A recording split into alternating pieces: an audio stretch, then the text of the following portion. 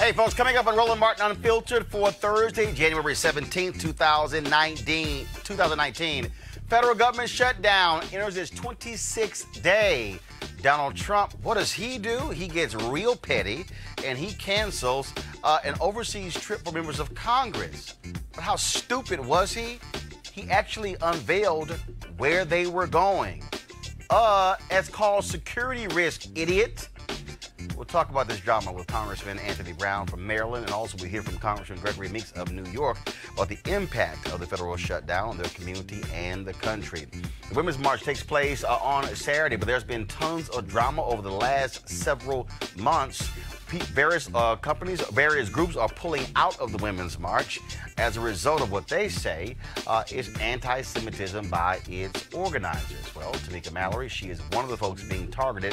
She will be with me live to answer my questions with regards to all that is going on. Plus, I will also reveal to you the group of black women and their allies who have signed a letter of support for Tamika Mallory. We'll let you know about that.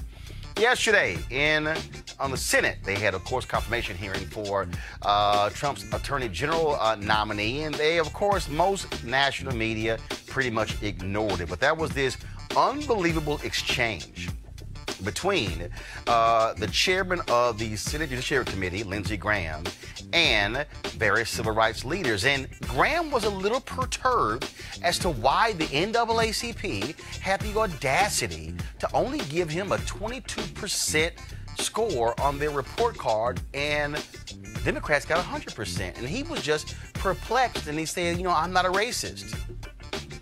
I shall deconstruct this entire discussion.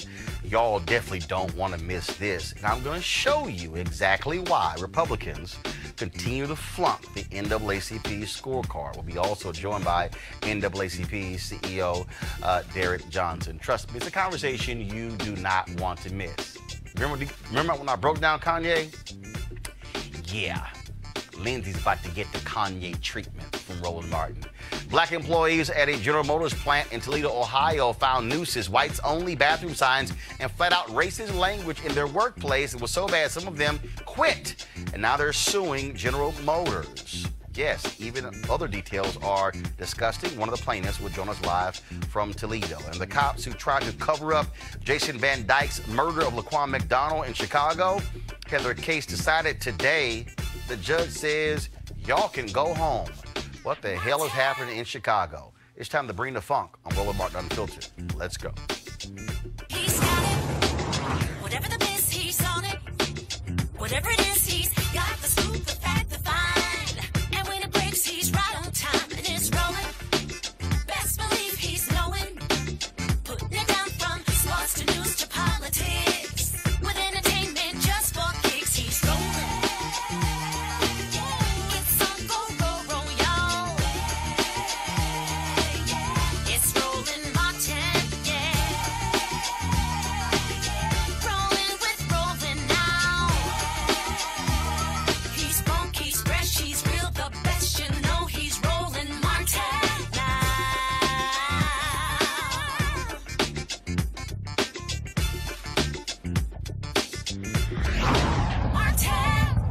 All right, folks, federal government is in its 26th day of a shutdown. No negotiations are happening between Donald Trump, Republicans, and Democrats. There's no end in sight.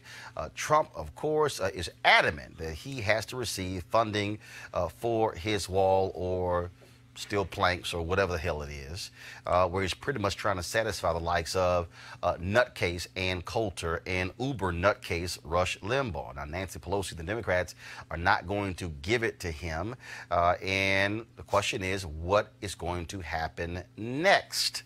Joining us right now is Congressman Anthony Brown of Maryland, who is a member of the House Armed Services Committee. Congressman, glad to have you on the show. So, you know, you see what's going on here. Trump loves to wrap himself in the flag and hug it and kiss it and caress it and talk about how he loves the military. But what is the impact on this shutdown on our military, on troops, on contractors who also work with our Department of Defense? The impact is devastating. I live in a district, I represent a district with the fifth largest number of federal contractors, federal employees, and small businesses that relied on federal employees.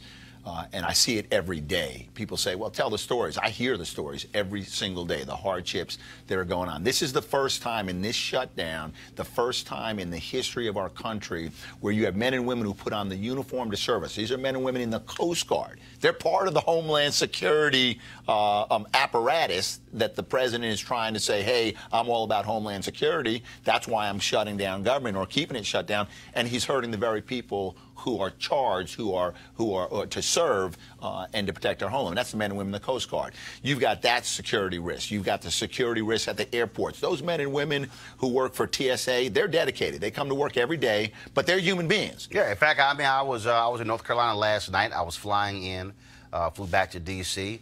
Workers were there doing their job, you know, showing up there. But we were seeing all around the country. We've seen shutdowns in Houston, my hometown. We've seen it in Atlanta, where they're having to shut down checkpoints. And you've got backed up lines of travelers because TSA folks are not showing up, calling in for work for sick, or just some flat out quitting. And even those who are showing up, again, these are human beings. So you show up to work and you know you got financial problems at home. You got child care problems because you're not getting a paycheck, right? You're making tough decisions on how you spend nothing because last week's paycheck was a goose egg. People didn't get paid. Next week, Friday, paychecks are supposed to come in. They're not going to get paid unless the government opens up on Tuesday. So how do you go to work as a TSA employee at the airport and get to focus on your job? You don't. That's true for Secret Service. The men and women who protect the president and other high-profile officials, they're on the job and not getting paid. The food inspectors, folks that are inspecting our ports, custom and border, they're all not getting paid. And so it not only has an impact on their families, it has an impact on America. And I think that it goes to the very heart of security and how this is detrimental, this shutdown to our homeland. So White House says we're not going to budge. Democrats say we're not going to budge. How long does this go? You know, you can't negotiate with someone who figuratively has a gun to your head. And that's what the president does. He's saying to Congress, I shut down government, so I'm giving you that as your bargaining chip. Wait a second. The default setting is government should be open. So we can't negotiate because today it's the wall, tomorrow it's supplemental nutrition assistance program. The next day it may be another ban on another group of people coming to this country. So you can't negotiate with the president when he's got government shut down. You got to open it. Now, what I suggest, and I'm starting to articulate this and voice this in my caucus, what we need to do, and I know it's hard to do because you got an unpredictable president. Okay, a president will say one thing today, something tomorrow, so it's hard to negotiate if possible at all. But let's lay out the framework. Okay, by a time certain. Okay, let's have an agreement on we're gonna talk about border security. We're gonna talk about other aspects of immigration, whether it's DACA, Dreamers, TPS, whether it's more judges for asylum, and let's at least reach agreement on the conversation that has to be had. Okay, the date by which we have to have it. I'm willing to even go so far as saying let's set a dollar not to exceed amount for border security. Now that's how do you define border security? That'll be part of the negotiation. We don't have to define that now. Open up government and let's make a commitment to having this conversation and ultimately a decision on what we're going to do. I got to ask you this, and so this happened today. This dropped, let me see the time, and so it was, let's see here, I'm on Twitter here. I want to see what time this tweet was posted. This is the Twitter account of Press Secretary Sarah Huckabee Sanders. The time here, it was 3 hours ago, so that was about 3:12. And so what's interesting here is that she released this letter from Donald Trump. It was sent to Nancy Pelosi. And this is what he said. Henry, go to my iPad, please. Dear Madam Speaker, due to the shutdown, I am sorry to inform you that your trip to Brussels, Egypt, and Afghanistan has been postponed. We will reschedule this 7-day excursion when the shutdown is over. In light of the 800,000 great American workers not receiving pay, I'm sure you would agree that postponing this public relations event is totally appropriate. I also feel that during this period, it would be better if you were in Washington negotiating with me and joining the strong border security movement to end the shutdown. Obviously, if you would like to make your journey by flying commercial, that will certainly be your prerogative. I look forward to seeing you soon and even more forward to watching our open and dangerous southern border finally receive the attention, funding, and security it so desperately deserves. Sincerely, Donald Trump. Now, first and foremost, Congress has oversight responsibility, and so this is the executive branch telling the legislative branch what they should do. This is entirely inappropriate. As you mentioned, Congress has an oversight role, which means we don't do our work just from behind the desk in Washington. We go to Afghanistan. I've been there. We go to Brussels. Which is a place that he actually hasn't been. He hasn't been. He's only visited the troops once. Right. And he bemoaned having to do that as well. But also, he puts in a public letter, and he is revealing where the Speaker of the House, the person who's third in line for the presidency, and members of Congress are going. He's basically telling Al Qaeda and ISIS, "Hey, heads up! Yep, she's on the way. They're coming." Right?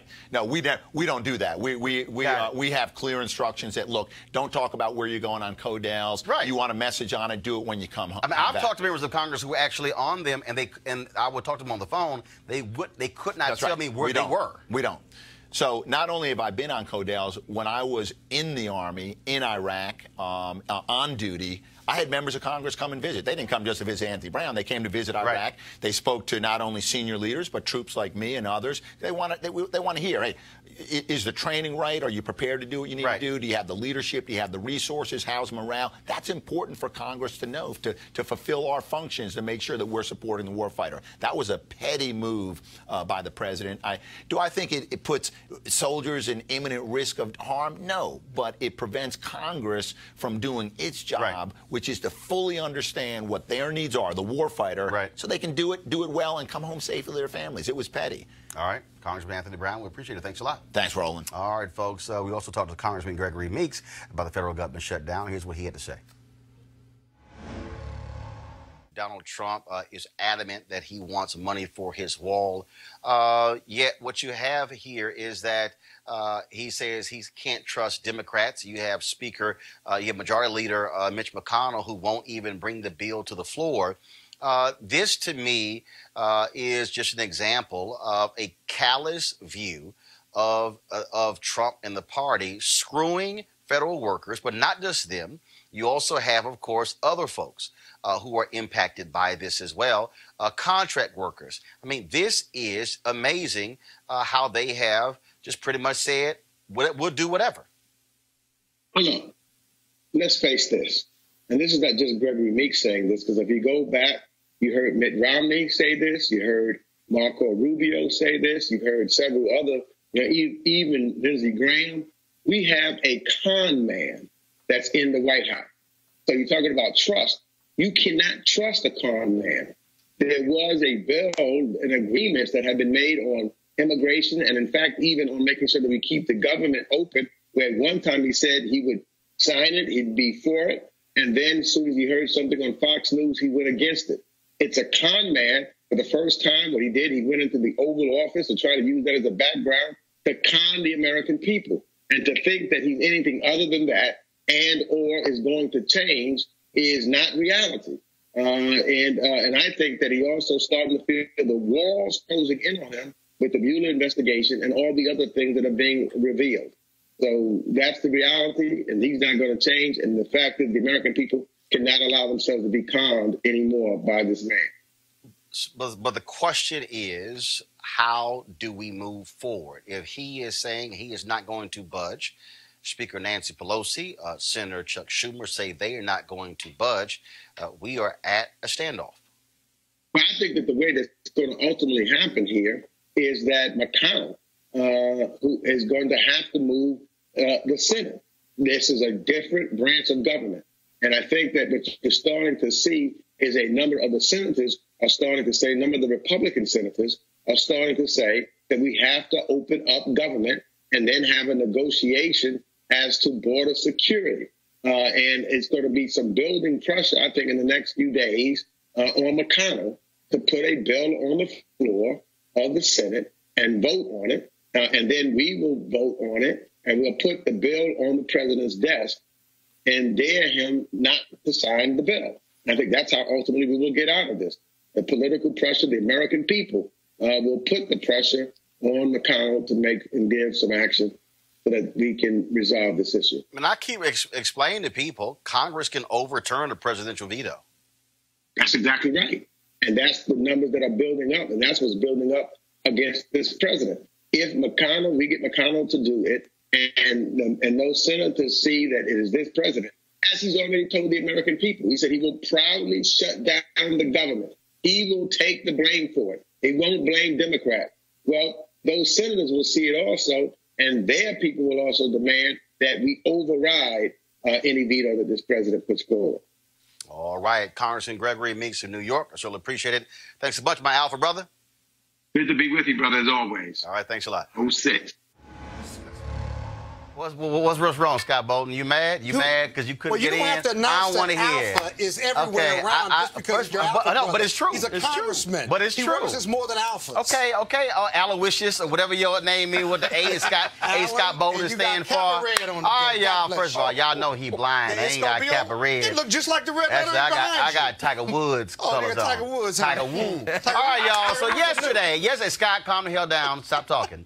Yesterday, y'all, there was an amazing exchange at the confirmation hearings of William Barr for Attorney General. Now, here's what happens. Every time when you have these confirmation hearings, and so he was there for one whole day, and then they have folks who come there who can speak for or against him. So there were a number of folks in the civil rights community who spoke on yesterday. What was very interesting that look, mainstream media is not going to cover it. And so what happened was I was online because yesterday, of course, I was in North Carolina speaking at North Carolina Central University. And I saw this video right before I went to speak, and I said, we have got to do this on the show tomorrow. And what was very interesting was that Senator Lindsey Graham, he was just perplexed. He just could not understand why Republicans don't get high grades from the NAACP. I mean, this was this long exchange, and so in the vein of Kanye and others, we shall right now deconstruct, if you will, and offer a teachable moment to Senator Lindsey Graham. And so let's go ahead and press play. So, Mr. Johnson, thank you for coming today. I listened to your concerns about Mr. Barr. I voted for Holder and Lynch. Do you think I made a good decision voting for them to be Attorney General? I do. Why? I think their presentation before this committee was honest, direct, but more importantly, they committed to protect our democracy. For African Americans, protecting democracy is to also regularly enforce efforts to ensure that all citizens can cast their ballot. Right. They committed to that, and they demonstrated that while they were in office. Okay, and you believe Mr. Barr will not be committed to that? I have serious reservations and concern. Okay. Those concerns first start with this administration, their lack of enforcing Section 2 of the Voting Rights Act. How much of it is about this administration versus Mr. Barr? In many ways, it's difficult to separate the two. So I just want... Okay. Did y'all not hear the part where Derek Johnson said it's really about the administration, and then Lindsey Graham comes back and says, well, I just think this is about the administration. Okay, Lindsey, the Attorney General of the United States is part of the administration. So therefore, when you are assessing whether or not somebody should be confirmed, you're not there to talk about how great that individual is. You're there because it's a part of the administration. Press play. I want to suggest something to you. There's a lot of concerns I had about the Obama administration. I will not bore you with my concerns. But I thought he chose wisely with Mr. Holder and Ms. Lynch because they have differences on policy than I, because I'm a Republican. But I thought they would be good stewards of the law and they would be fair arbiters of being Attorney General. It never crossed my mind that I would vote against them because I have policy disagreements. If that's going to be the new standard, none of us are going to vote for anybody on the other side. So, okay, the whole point of opposing somebody is that when you go before the Senate, it's because of policy. It's not a fun thing. It's not we're in the park. We're not in the sandbox. It's not, hey, can we be buddy? Please check yes or no. That's kind of how this thing goes, Lindsey Graham. So I'm trying to understand why is he so confused over the issue? And okay, you voted for Eric Holder and as well as Loretta Lynch. That has nothing to do with the discussion today. Press play. Thank you for your input. But if I may, Mr. Chair? Please. Going beyond policy disagreement, this nation have had a long history of discriminatory practices, particularly in the criminal justice system. And anytime we have a nominee to come before this committee who truly don't appreciate the disparities in the criminal justice systems, as he stated yesterday, that goes beyond policy disagreement. That goes towards whether or not we understand that equal protection of the law should be afforded to all citizens. I want to make sure you understand what he said, because I remember Senator Booker asking him, and he says, yes, the crack cocaine sentences were disproportionate to the African-American individual, and that's why we changed the disparity between powder cocaine and crack cocaine. He acknowledged that, but in 1992, he thought the biggest victim of rampant violent crime were, low-income, mostly minority communities. So I don't buy what you're saying about him not understanding their differences and how one group is affected, particularly in the drug arena. So I think what he was trying to do is talk about crime. But here's what's perplexing to me. Stop. Okay. He cherry-picked there because he also said, Barr, he said that he did not believe that the legal system treated black folks differently than white folks. That's actually what Derek Johnson was talking about. But you notice how Lindsey Graham tried to only go to the crack cocaine and the powder cocaine disparity. Just want to let y'all know that fact. Press play. NAACP has been in the fight for social and racial justice for a very long time. And I don't know how we got here, but you do a scorecard every year. And in 2017, every Democrat got 100%. I got 22%. Grassley got 11. Cornyn got 11. Lee got 11. Cruz got 11. Sass got 6. Ernst got 11. Kennedy got 17. Tillis got 11. And Crapo got 6. Lindsey Graham said, y'all, I don't know how we got here. Here we go to my iPad. This is the NAACP. No, go to my iPad. Go to my iPad. This is the NAACP's report card. This is what it says. Since 1914, the NAACP Legislative Report Card has served as a presentation of key civil rights votes taken in the United States Senate and the United States House of Representatives. The edition that follows contains votes taken during the first session of the 115th Congress, which began January 3rd, 2017 and ended on December 22nd, 2017. The second half of the 115th Congress began on January 2nd, 2018. This report card is designed to provide NAACP members with insight into the general voting patterns of their congressional representatives and state delegations over the course of the first session of the 115th Congress. How did we get here? We've been here, Lindsey, for 104 years. Press play. There's a disparity here. I hope you think that because I disagree with your scorecard rating, that I'm not a racist, and I certainly don't know how to close this gap. So I'd like to. Right. So the NAACP, we're a nonpartisan organization. Our scorecard is not based on political parties. Our scorecard is based on our agenda. Well, how do you explain the differences? If you allow me, our agenda is set by the delegates from across the country. And we're very clear that discrimination should not be a part of, how many of them are the Republicans? agenda. Excuse me? How many of them are Republicans? We don't determine how many members are Republicans. We have Republicans among our membership on our national board. I don't want to But if you allow me to explain the report card. Right? And so we establish our agenda not based on political parties because we understand that political parties are nothing more than vehicles for agendas.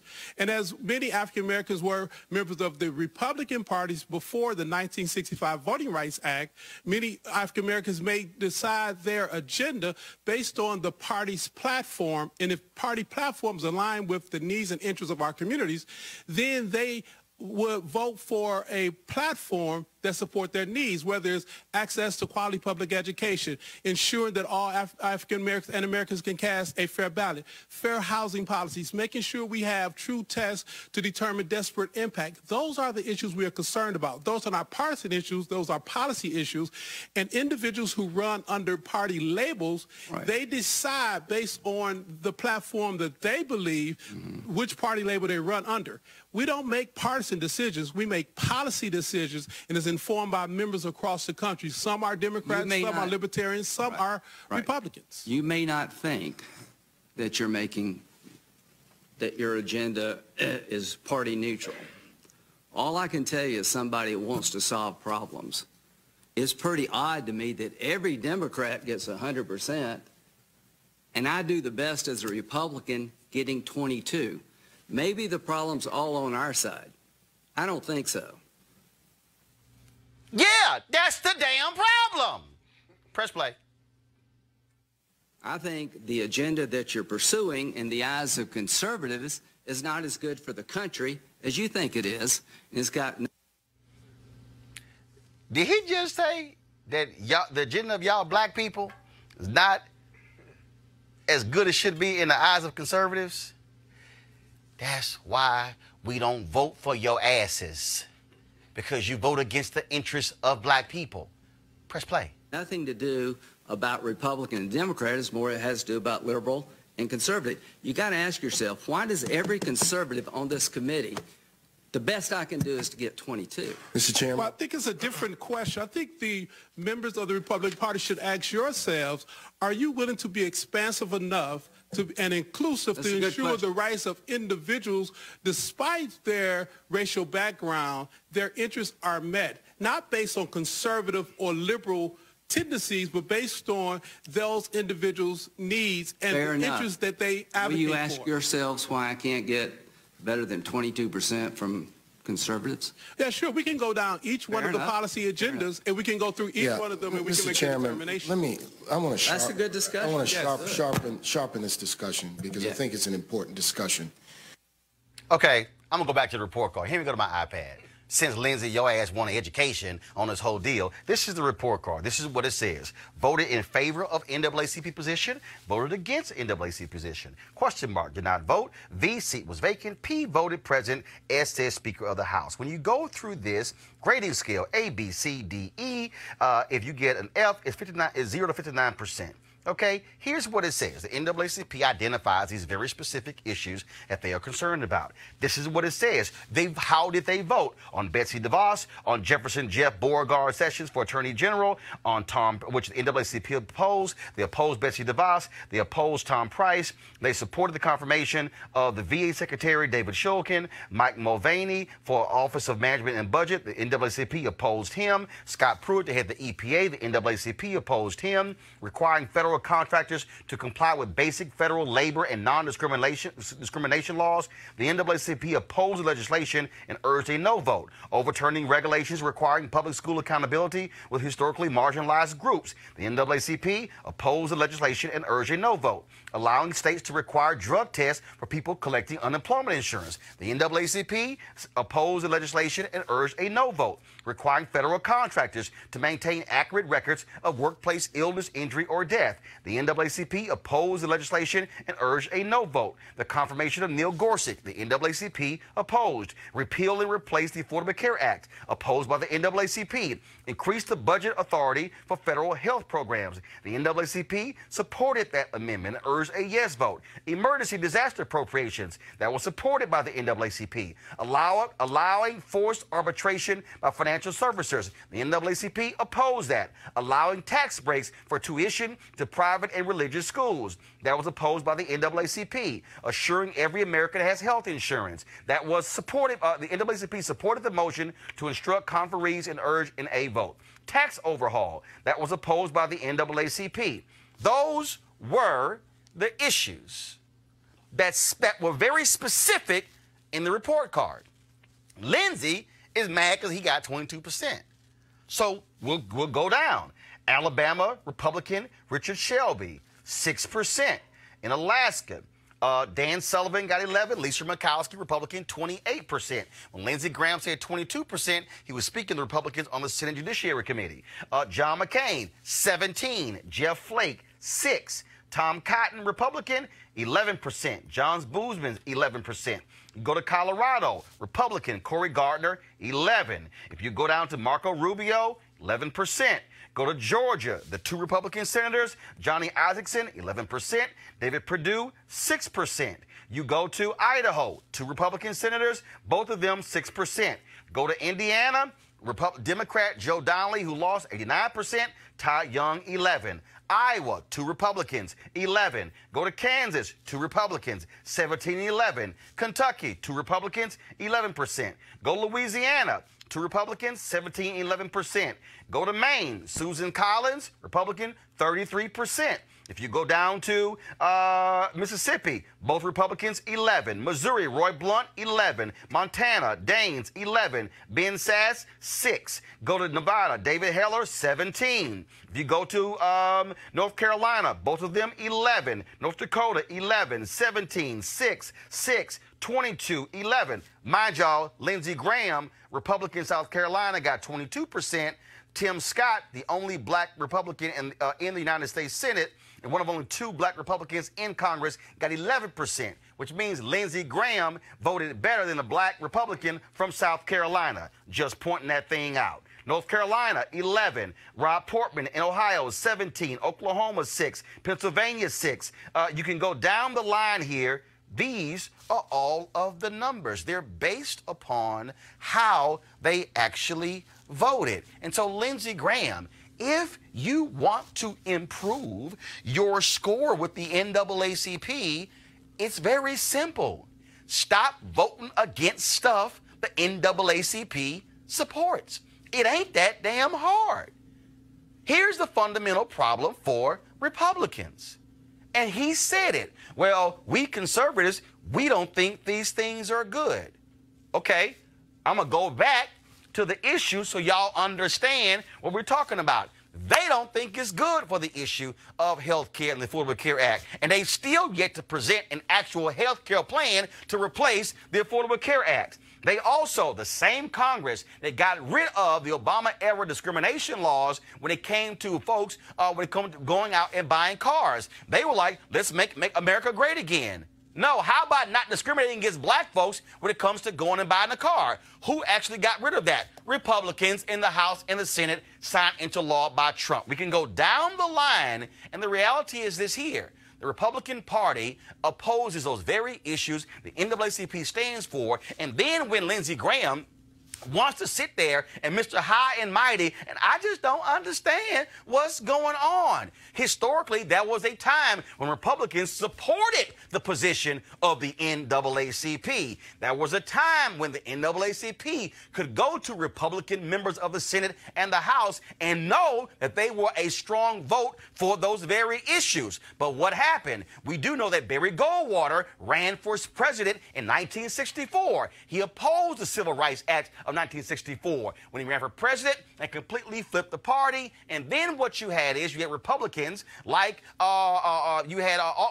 William Buckley, who was supportive of civil rights laws, who then flipped and changed, and the party then all totally shifted because of the book that Barry Goldwater released. And that book was co-authored by the daddy of Brent Bozell, who of course runs Media Research Center and the group Newsbusters, a group that is all about so-called liberal bias in media. Why am I laying all of this out for you? Because Lindsey Graham wants to sit there and just go, I just don't understand how y'all just not giving us a good grade. And then Lindsey Graham actually said, what could we do to actually close this? What you can actually do is listen to black people and talk to black people and understand why black people are supporting of those very issues. Maybe what you can do is, Lindsey Graham, show the hell up to the NAACP convention and actually get an understanding of what's going on. I was there in San Antonio this year. I don't recall seeing a single Republican senator or House member. Maybe what you ought to do, Lindsey Graham, is actually drop by some NAACP Freedom Fund dinners in the state of South Carolina to understand. Maybe what you ought to do is go talk to the black people in your state who are NAACP members, and then you can understand what's going on. And then while you at it, maybe when you tell the other Republicans who are on your committee, they should also go talk to the black people who are with NAACP chapters in their states to understand why y'all getting 22 and 11%. This really ain't hard, Lindsey Graham, for you to understand why black people are, why the NAACP gives you failing grades. It is because you are voting against the interests of black people. You're using the power of your position voting against it. What you have to understand is if you're black in North Carolina, you sure as hell are angry with Tom Tillis and Barr, who chose to ignore 2 black women who were appointed to the federal bench by President Obama. They kept those black women off of that appeals court, and yet the moment they had to put a racist, a voter suppression person on in the name of Thomas Farr, they supported his nomination, and it was sunk because of those racist writings. And then you try to understand, I don't understand how they got 11%. Maybe what you ought to do, Lindsey Graham, is go pick up some historical books on black Republicans to understand the time when Republicans actually gave a damn about civil rights and black people voted for Republicans and not Democrats. Lastly, you say, well, I don't understand how Democrats, how they all got 100%. It's simple. Because they chose to vote the way the NAACP asked them to vote. It ain't that hard. This is why y'all ain't gonna get black votes. This is why black folks are not gonna support you, because damn, you're that clueless about the NAACP because you can't even read the preface of the very report card you were complaining about. Had you not skipped to the scores and read the preface like I did, and read the breakdown of the issues, then it wouldn't have been hard to figure out why y'all looking so clueless. The deconstruction of Senator Lindsey Graham continues with our panel. Derek Johnson, CEO of NAACP. He joins us right now. We also, of course, we have C.J. Pearson, who's on the panel, Republican. She's also with CEO Jordan Management Group. We have A. Scott Bolden, of course, Aloysius, former chair, National Bar Association Political Action Committee, and of course, Greg Carr, Alpha Man. He is head of the Department of Afro-American Studies at Howard University. Derek, it was just I was watching this video and I was sitting there going, dude, this is not hard. It really isn't. If you understand, the political parties are vehicles for agenda, and there was a period in time where the William F. Buckley branch of the Republican Party merged with the John Birch Society branch of the Republican Party, and they created the movement conservative when they adopted the George Wallace part of the party, which were the Dixiecrats, and they formed a new reality and created a strategy called the silent majority, and they used race as the wedge issue to rally a base to get into power. And their first major candidate was Ronald Reagan. And also the book that is the blueprint that changed all of this is The Conscience of a Conservative. Go to my iPad, you'll see it. Yes. The Conscience of a Conservative. This is the book that changed it all, that established the foundation of the present-day Republican Party. Go ahead. Absolutely. And, you know, Conscience of a Conservative, or I like Paul Krugman's book, Conscience of a Liberal, which gives us our perspective of what was taking place. And what was happening then, the intellectuals of the Republican Party, William F. Buckley, they realized they had no feet on the ground. And the John Birch portion of the party, they were upset because of New Deal policies. They didn't want to be taxed. Their corporations didn't want regulations. They wanted taxes. And the Dixiecrats, based on race, had the feet on the ground. And when those three factions merged, then it created a reality where black Republicans had no place because the platforms were being designed by these newly developed think tanks, the Cato Institute, the Heritage Foundation, the Enterprise, and they came up with an approach that really isolated African-American interests, and we've seen a sharp decline started in 1965, but it accelerated around 1971 where we had no place. And so the traditional black Republican clubs in Memphis, my predecessor come out of that black Republican club, Ben Hooks in Memphis or in Atlanta, because in the South, African Americans, we could not participate in a Democratic primary because they were segregationist parties until we challenged them in '64 out of Mississippi. And once we broke that open, we could actually participate. But prior to that, in order for an African American to vote, to participate, they had to be a Republican. But that group changed the agenda of the Republican Party, and they began an aggressive effort to isolate by using dog whistle politics. They no longer needed to use the N-word. They just had to talk about tax policy differently. And in fact, Lee Atwater, who of course led the campaign of President George H.W. Bush, who he appointed to head the Republican National Committee, there were recordings that were made of what you just said. He is on tape saying that is exactly what he said. We can't use the N-word anymore. Gotta be settled. But there are other things that we can use that say the exact same thing. CJ, again, to sit here and watch Lindsey Graham I just don't understand why we get these low grades. Lindsey Graham come out of that Dixiecrat lineage.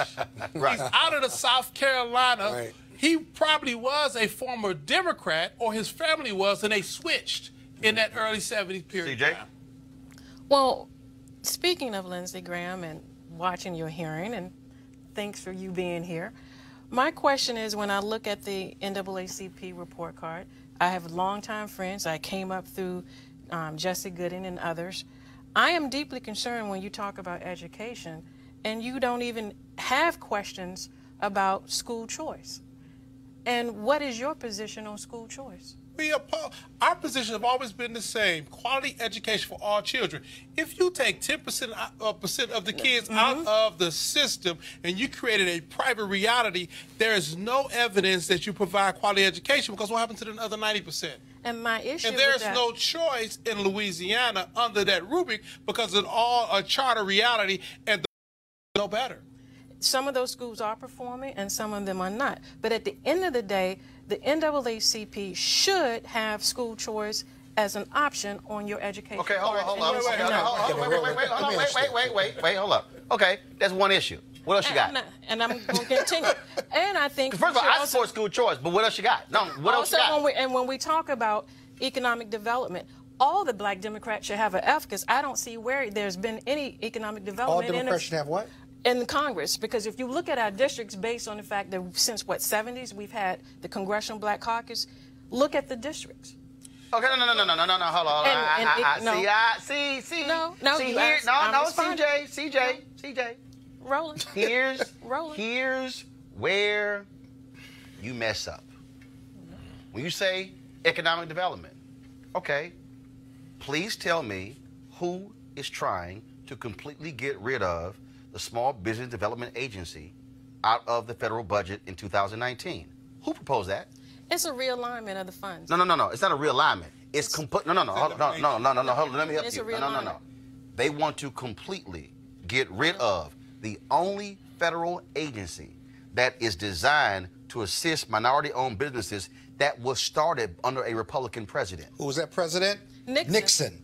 And at the end of the day, again... So how you want to talk about economic development when you want to get rid of the very agency that is designed to help minority businesses? And the Nixons of the party, the Fords of the party, was not a part of this alignment. They actually detest this new realignment of the Lee Atwater Group and the John Birch Society and the Dixiecrats, because they understand that the racial appeal was un-American and it would undermine and subvert democracy as we know it. And if you want to talk about, if you want to criticize, what do you know about if you want to, if you want to criticize Democrats about economics again, And I am. Affirmative action was created by Arthur Fletcher under Richard Nixon. And we haven't dismantled it. Specifically. And Arthur Fletcher was a life member and a strong supporter of NAACP, and much of what is So I'm just trying to understand. we support You it. want to challenge that, but Republicans oppose affirmative action, which is tied to economic development. No, when you look at economic development, where were those civil rights groups? And we talked about the new tax deal around opportunity investment zones. Is it on the voter support scorecard? No. opportunity zones, Where were but when you? you put in a larger package of redistribution of wealth from the poor back up to the rich. One second. I'm trying to understand. Hold on. You said opportunity zones. Yes. It was passed. It was passed. But here's the question. How's it Here's the question. Where the money? Well, the money is coming from private investors. Okay. The money that they bring in. I got it. Anyway, Scott Grigg, step in, please. I don't think there's a whole lot more to be said, but it's a fascinating discussion that you just had about the historical perspective of the Dixiecrats and the space of which Lindsey Graham comes out of.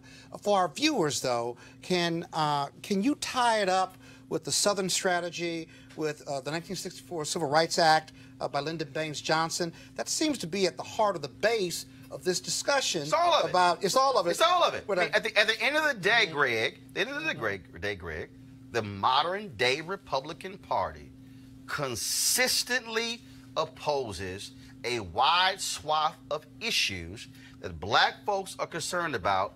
You can specifically mention school choice, fine. You can specifically mention opportunity zones, fine. That's two. What I'm trying to say is, but what I just read for you, almost 20. And Greg, at the end of the day, Lindsey Graham shouldn't be freaking out as to how he got 22% and why they keep flunking NAACP report card. Yeah, well, Lindsey Graham has showed us over the last 2 years that he is thoroughly disingenuous and not to be believed.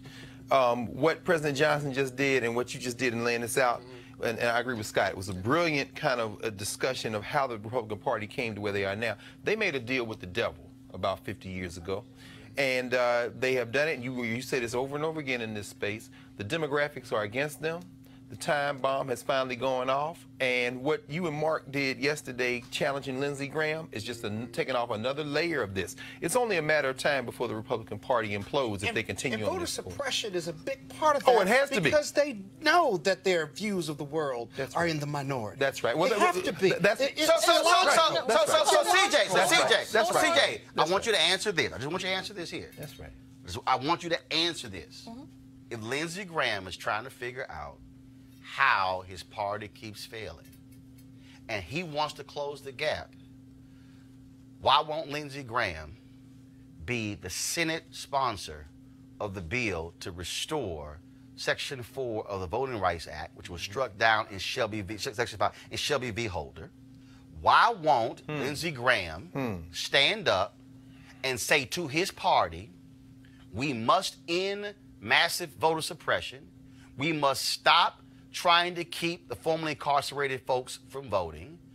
If he wants a higher score, there's a way to get a higher score. Well, support those things. What's your response? And again, we have Senate Resolution 3191 the president just signed on cold cases from the Civil Rights Act. Oh. Yes, which was a bill presented by Senator Doug Jones and Senator Ted Cruz. But I want you to answer I want you to answer my specific question. I'm going to get to that. You never let me get to what you asked. Well, no, because you brought up the cold case deal. You said 20, and I'm giving you an additional one to get to your 20. I was very specific about voter suppression and the Voting Rights Act. Answer that. And I would like for Mr. Johnson to do a request to meet with the chairman of the Judiciary and discuss this. We're looking at our calendars now. But hold on. Since you opened that door, Derek, Shelby v. Holder was 2012. And I'm not done. This is 2019. In the last 7 years, what has been the response from First of all, because he wasn't chairman of the committee before. What was the response of Grassley in the Senate and Paul Goodlatte in the House when it came to the VRA? We have yet to have a single judicial hearing of the Senate when they controlled it. We have yet to have an inquiry around all the vote suppression methods. There was not a single Section 2 claim filed by the Justice Department. There have not been an issue raised from the Republican National Committee. There has not been a true desire to address Russia's interference in our election by seeking to suppress black votes and subvert democracy. Let me put a pin in right there. At the end of the day, when you talk about everybody at home, maybe you all should get more black Republicans to come and talk to advocate. But here's the deal, though. Let me unpack that. First of all, black Republicans call for their own meeting. You'd be surprised. No, wait a minute. Now, everybody watching. Let me just sort of break it down even further what Derek just said. I'm going to try to narrow this thing down, what Derek just said, to my question. They ain't done a damn thing. On the issue of voting and voting rights and the Voting Rights Act, the Republican Party in the last 7 years ain't done a damn thing. But suppressed. In fact, Goodlatte refused to even have a hearing. That's right. You have Sensenbrenner, white Republican from Wisconsin, who actually had a bill that had about 20 or 30 co-sponsors. The next Congress, it dropped down to about 5 co-sponsors. The next Congress, it dropped down to 1. That's your party, CJ. So if you want better votes, support issues that black people care about. And at that time when Sensenbrenner was there, myself and other black Republicans, yes, there are plenty of us that do have some control and some influence. Wait. Go ahead. No, hold on, Scott. Go ahead. Okay. You and some other black Republicans. And those we advocated. We have not had a meeting. Look, that's as far as it went. We've not had a meeting at all with any other leadership. We have not had any other meetings with any other leadership within the NAACP. No, Scott, stop. No, hold on. Let me finish. Hold up. I want to know. Let me finish. You and some other black Republicans. And we were instrumental in having that hearing with Sensenbrenner. Since then, what hearing? When he supported that, we were instrumental. Hold on what hearing? On Section 4. Wait a minute. On what hearing? On voters' rights. And what hearing was that? Because Goodlatte would not allow there to be a hearing. That was a discussion. We were supportive. Read my lips. Supportive. Stop. We were supportive of having the hearing. Hold up. You just said, I just want to be clear about it home. We were supportive of having the hearing. Black Republicans were supportive of having a hearing. Was there a hearing? No. Which means they won't listen to y'all. Right. So hold up. No, Scott, wait a minute. It doesn't have to deal with party. We were supportive. If the Republicans won't even listen to black Republicans. They listen to us. Well, actually, hold on. They listen to y'all? Did y'all get a hearing? But, you know, a piece that... No, we didn't get a hearing. So, hold on, but it doesn't mean that we... Wait a minute. We didn't get a hearing. You just said they listened to us. Yes, they did. Did y'all get a hearing? The answer is no. Y'all couldn't even get a hearing. Doesn't make a difference. Not a bill. Doesn't mean that we don't have any influence. CJ, can you at least admit that the black Republicans of today are different than the black Republicans we heard Derek talk about, like Ben Hooks, or we hear Roland talk about when we talk about Ed Brooks. Well, no, I'm thinking particularly about a meeting called the Claremont meeting, where they basically recruited Clarence Pendleton, Clarence Thomas. They grew a crew of house Negroes that they can move around like they wanted. And we have some of them, and some of them we have very different opinions. I'm saying, other than, I mean, who are these black Republicans who are connected to the previous generations? All I'm saying is this here. CJ. And some of us are here. CJ. We are here. CJ, Colin Powell. We are here. CJ, Colin Powell. He ain't the only black Republican. Went to North Carolina and invited by then Governor Pat McCrory, and Colin Powell stood in front of him and other Republicans and said the voter suppression laws that you are supporting in this state are an offense to black people and should not be implemented. And the North Carolina Republican Party said, damn you and your 4 stars. We're gonna pass. Hold on, CJ. Hold on, CJ. The Republican Party of North Carolina Twitter handle, NCGOP, passed the most oppressive voter suppression law in America that was struck down by federal courts was not even looked at by the Supreme Court, and those federal courts said they had laser-like precision of Republicans targeting black voters. Lindsey Graham didn't say a damn thing about that law. Lindsey Graham said nothing. And that's why you get a failing grade from the NAACP. If the NAACP had bothered to member of NAACP. Lindsey Graham didn't say, Yes. hold on one second. Lindsey Graham didn't say he wanted a higher score. He said he didn't know why he didn't have a higher score. It's very different. That's right. All I'm saying is, at the end of the day, That's And right. there are you plenty of keep black playing Republicans. games on this. That's right. You keep playing Plenty of games black on this. Republicans. You keep playing games on Are this. they Republicans. effective? Do they have power? Can they effectuate some sensibility? Can y'all get a within the hearing? Party? Can you get a hearing?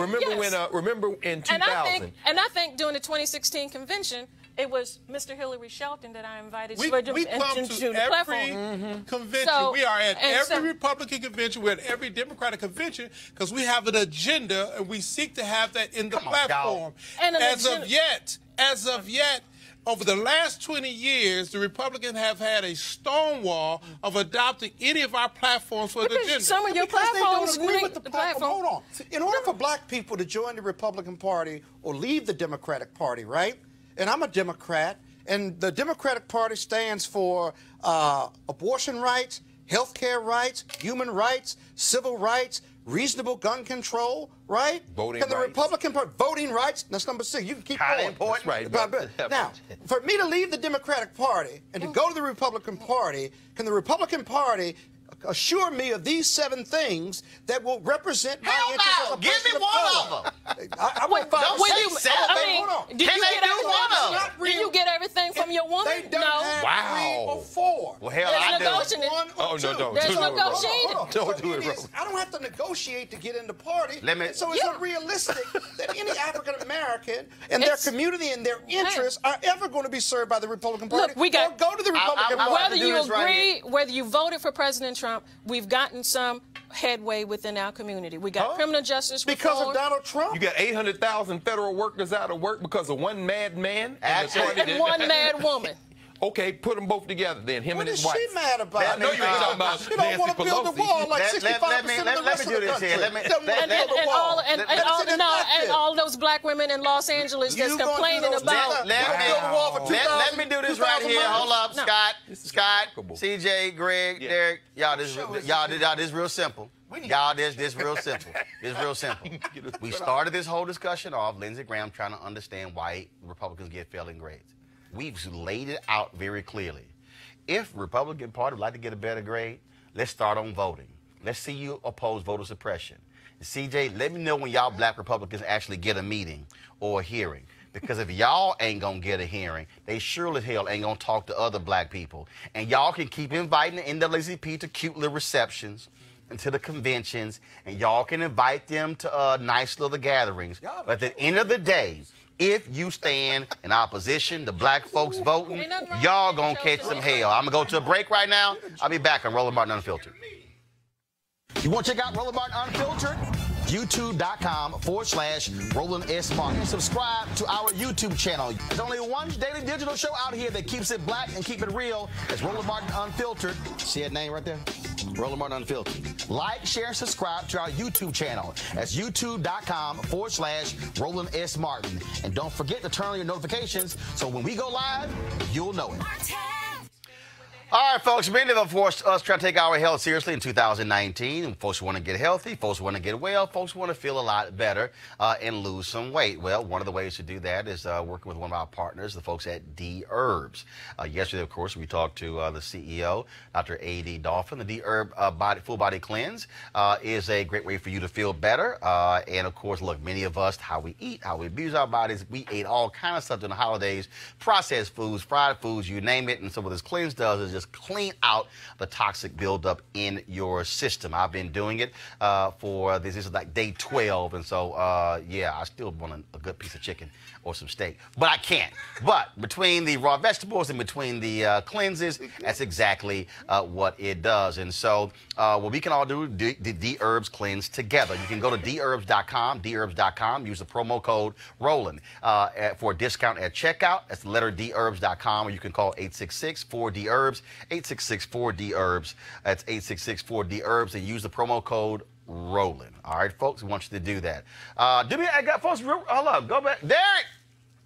Okay, I don't know why they released Derek from the chair, because I did have to ask Derek a couple of quick questions with regards to the Women's March. Derek, I need y'all to go to see if Derek has walked out down the elevator yet. So, yeah, go get Derek. I mean, don't be releasing folks from the show unless you ask me first. Because, nah, what, he going to the bathroom? We got a plan here? And so we're still waiting on Tamika Mallory to get here to talk about the Women's March. And so we're waiting on her. We got several things we want to cover.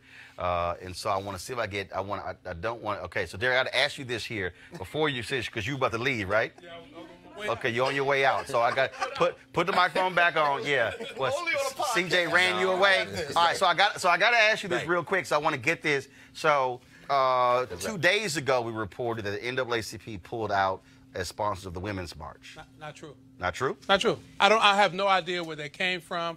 Tamika just walked in. I absolutely support the Women's March and the principle it stands for. But more importantly, I support Tamika Mallory because she has been a young leader with a clear voice for African Americans. So I don't know where this concept, where this report come from. I'm one of the signers of the letter in support of her. I'm going to talk about that in a minute, though. Again, there was a letter that a group of black women signed and also allies. You signed that letter in support of Tamika Mallory. She's been under lots of criticism from folks, people claiming that she has not condemned Minister Farrakhan, his comments that are anti-Jewish. Folks have been attacking her left and right. She was on The View, of course, earlier this week as well. Many folks did not like her appearance on there. And so your thoughts about that, again, the attack that she is under from critics? But, you know, during this time of intolerance, I don't want to conflate where we are and what we need to do. There are issues that African Americans need to address. There are issues that women need to address. I'm laser focused on those things.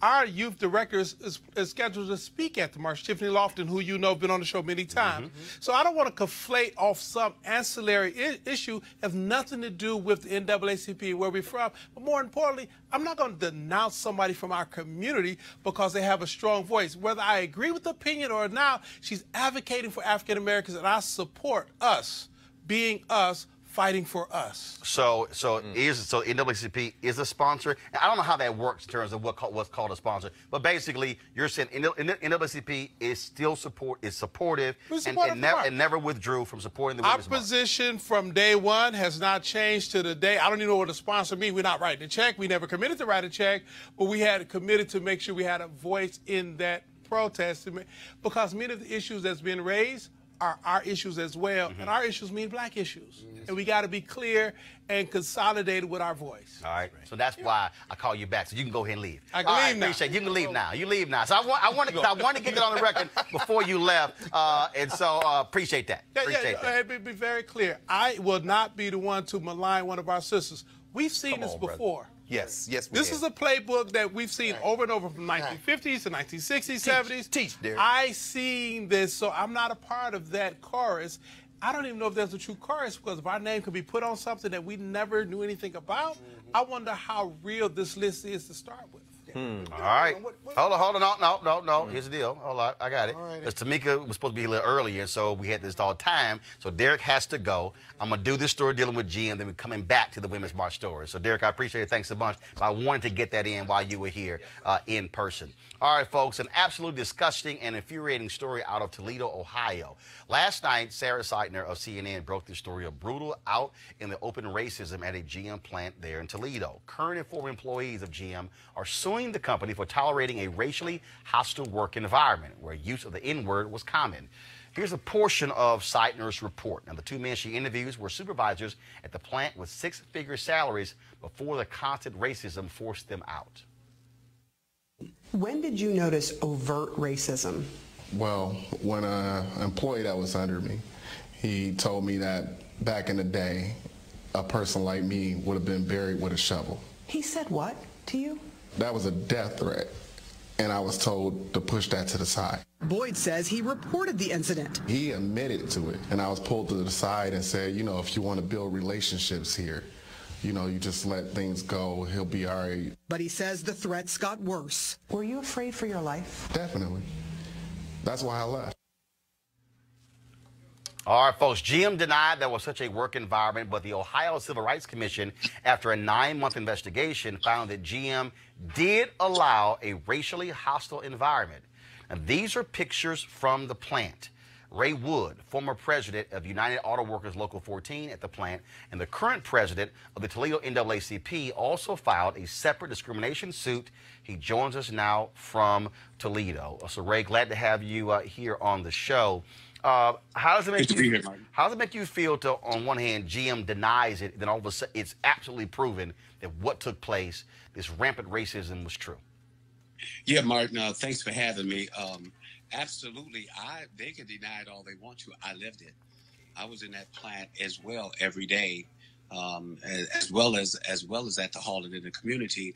You know, we tried to tell them as things were happening, as when the nooses started to occur, when the swastikas, when the white power and the white only signs started to appear. We tried to tell management then that they needed to get out in front of it, that they needed to communicate with the membership, even if they, and do an investigation, even if they couldn't find the culprit, which sometimes is difficult to do. But we told them that they needed to make sure that they didn't create or continue to create a hostile work environment. Well, they didn't take our word for it. Me being the president of the local chapter NAACP, I do a lot of training. We do mandatory training on Title VII and discrimination. So I wasn't just pulling something out my back pocket. I was telling them what I exactly knew that they should be doing. And I even told them this, Martin. I told them, if you don't, I wouldn't be offended if you didn't take my word for it, or if you didn't trust me. Go to your legal authorities, get some legal advice and direction from the corporation about how you should handle this. Well, they didn't take that. They didn't take my advice, nor did they try to get the legal advice to my understanding, because those things continue to happen. March 22nd, 2017, they found the noose. And then again, May 2nd, 2017, they found another noose. And then another noose was found in which an employee was disciplined on June the 2nd. The problem is that was a 3-month period. They did not communicate with the membership. Now, they lied on CNN last night when they said that they shut the plant down and had conversations with the employees. That's not true. The conversations that they had 3 months later was that there were regularly scheduled quarterly meetings that they had, and at that time they never said anything about the nooses, the swastikas, the whites only signs. They just talked about harassment, and that's where they were found culpable of not securing a safe, non-threatening, non-hostile work environment. And we're talking about folks who had high-paying jobs, who were forced out, and I mean that has deep economic ramifications. Oh, absolutely. Though now, Derek and Marcus, they were salary people, and I'm a union. I was the union president. They have a different story altogether. Yep, they walked away from their jobs. With mine, the people on the floor, the people that elect the leadership, they were.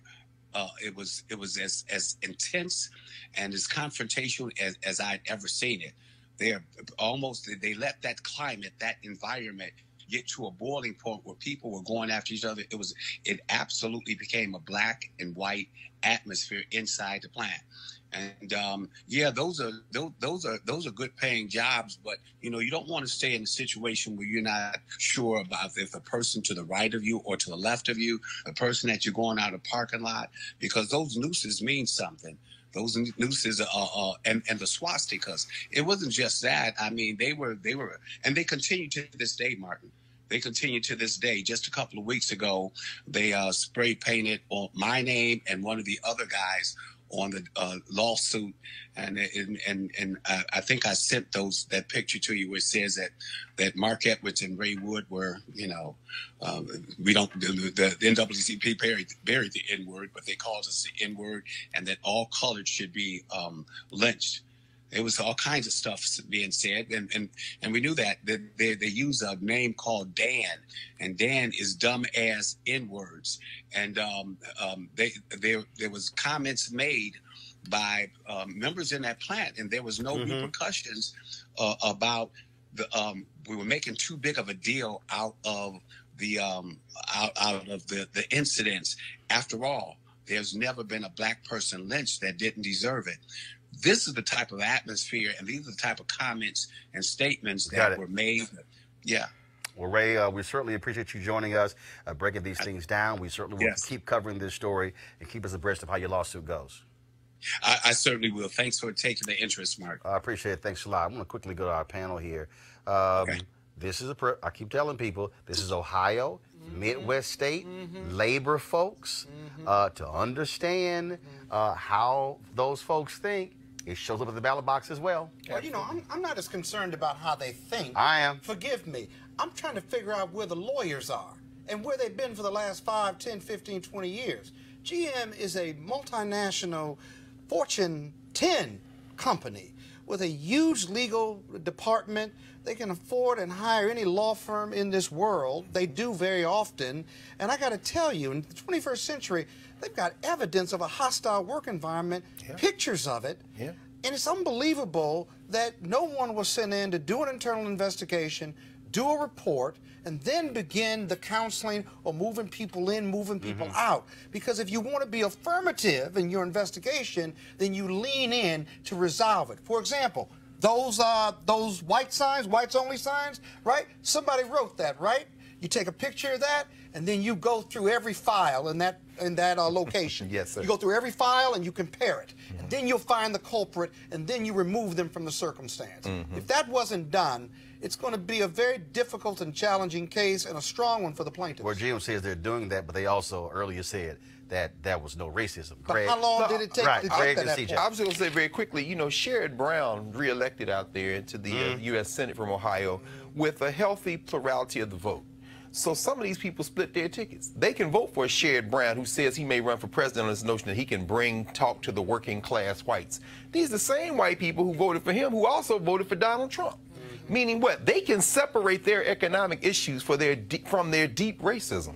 That is a serious problem in this country. Racism is deep in the North. That's what this shows also. Not just the South. Chicago is still a very segregated city. Absolutely, no question. Well, it also shows that unions who typically support democratic causes are not always favorable to African Americans. Because in this particular case, being that the union did not do their own internal investigation to address a supervisor who was also union, there is a problem. He did. He filed a lawsuit. No, I'm talking about the white gentleman. Hold on, wait a minute. They did not go against the white gentleman. Wait a minute. I can't believe she said that. Let me do it. No, you can't do it. No, you can't do it. No, I'm talking about you. No, CJ. I'm just being honest. CJ. I'm being honest. If you are going to make a claim, I really need you to be specific with your claim. What is factually correct, CJ, is that unions as a collective traditionally supports Democrats, yet police unions, yet fire unions, they support Republicans. Also, CJ, trade unions typically support Republicans. White union members who live in places like Pennsylvania, Ohio, and Michigan, and Wisconsin also typically support Republicans. And so you can't make on this show the claim that unions traditionally support Democrats if you don't specify what specific unions. And this issue is not a union issue. It's a white union member issue, because the operative word in white union member issue ain't union, it's white. No, it is And I'm union not sure because No, union it's is white no union. the union no through labor Go laws. ahead. Yes. Okay, go ahead. All right. All I know is this here. Republicans hate unions, but they all want the support of police unions when they run. Republicans can't stand teachers' unions. They can't stand SCI. They can't stand ASME, but they sure as hell love Fraternal Order of Police. They sure as hell love the Sheriff's Association. And so please don't try that, CJ. What you better be specific, because what I also know is that trade unions have shut out black people for decades from the economic opportunities. And guess who was the first union And group? they white Democrats. Wait a minute. What was the first union group who met with Donald Trump after he won because he was promising billions for infrastructure? Trade unions. That is a fact. Let's move to our next story. Earlier I talked about with Derek Johnson about the NAACP and the Women's March, and of course it is taking place this weekend. They have been embroiled in drama while they also are still organizing. Of course, 3 years ago they had some 500 plus sponsors. Different reports say that's now down to 250 or 200. Earlier this week, the Democratic Party pulled out as a sponsor. There were media reports that the NAACP pulled out as well. Well, Derek Johnson just answered that for us. And you had lots of criticism, folks going after the leaders of the march, including my next guest, Tamika Mallory, who joins us right now. I'm glad to have you in studio. Thank you so much for having me. This is you on The View on Monday. Meghan McCain, others came after you. Folks have been demanding that you condemn Minister Louis Farrakhan. First, how has the last several months been for you and Bob Bland and Carmen Perez and Linda Sarsour? Certainly has not been an easy time. Yeah, well, first of all, let's put it in proper context. For 2 years, and you know this because we've talked about it a number of times, we've been under attack. So it wasn't just the Louis Farrakhan issue. We've been dealing with issues and this sort of mounting pressure for a number of reasons since day one. We came in, there was pressure, and it continues to be. And we knew that getting closer to the march, there was going to be an increase in demands, an increase in a power grab, because that's really what's happening. There is a power grab. There are people who are trying to remove the current leadership so that they can take over the organization. And they're using whatever it is that they need to be able to do it. You know? The group Tablet, I mean, this media entity, they put this story out. A lot of people have been talking about it, saying that from the outset, you and others were attacking Jewish women in the group at some of the first meetings. Your response to this massive story that they did, that basically said you and others are absolutely anti-Semitic. Right. So we walked into a room, first meeting that we ever had, just meeting folks, don't know you, just show up, how are you doing? Hi, did you know that the Jews controlled the slave trade? That's what we supposedly did. It didn't happen. It just didn't happen. It doesn't make sense. Of course not. It's not how we talk. It didn't, you know, it just didn't happen. So that's the bottom line. I mean, I wouldn't even waste time. I wouldn't even waste time getting into all of the details around it, but it didn't happen. And again, what folks have not asked is like, who are these other people making these claims? Where there are people who we asked to leave the leadership of the Women's March for different reasons, and they have started a competing organization. And then all of a sudden they come up 3 years later with these allegations that we walked into a very first meeting telling them that Jews, you know, controlled everything, and that, you know, and that we were just the most anti-Semitic people in the world. And the truth of the matter is what really happened is that the first piece was, and it was a legitimate question from the Jewish community around my association to the Nation of Islam. There were people who had legitimate questions. They wanted to understand. And we were having that dialogue. This happened last February at Savior's Day, which we all know is the highest holy day for the Nation of Islam. For folks who don't know, what is that relationship?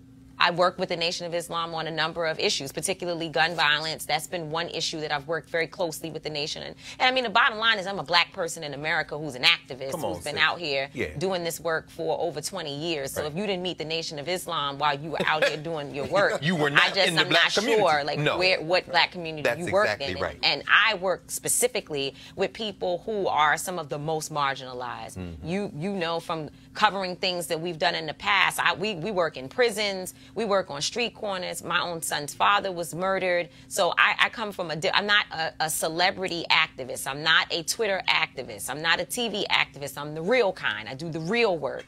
And when you do the real work, there are complex issues and there are many groups that you meet with that you may or may not agree with all of their philosophies. But the black experience is extremely complex. And, you know, sometimes you work with a lot of different people. So that's the relationship that I have. And, you know, and I appreciate the Nation of Islam for its role in the black community because it has been an important one, period.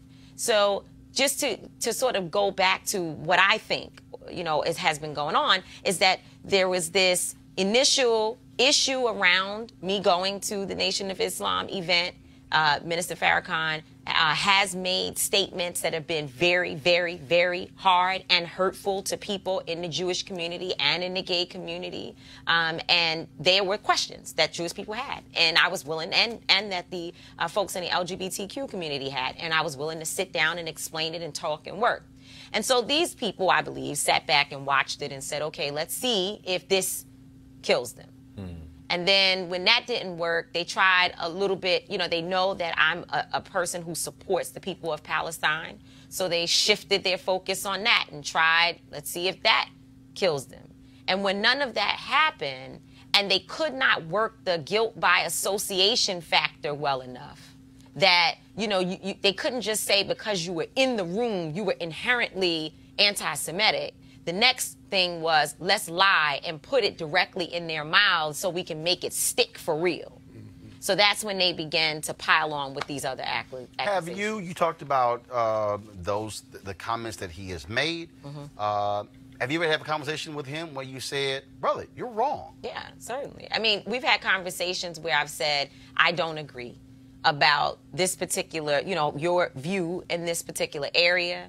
And there have been times when he has said, I don't agree with the organizing strategy that I may, you know, be following. You know, his position, particularly around voting, has been a point of contention in terms of what the Nation of Islam believes and what we believe. Because the Nation of Islam does not believe in voting. They don't believe that voting is the answer. There are some people who vote, but it is not their overall strategy for black liberation. So the reason I asked you that question in terms of, have you talked to him or challenged him on his statements, and you just said you have, is that Cornel West has been very vocal about Farrakhan being a friend, calling him a brother, but writing in books and talking publicly how he has challenged Farrakhan.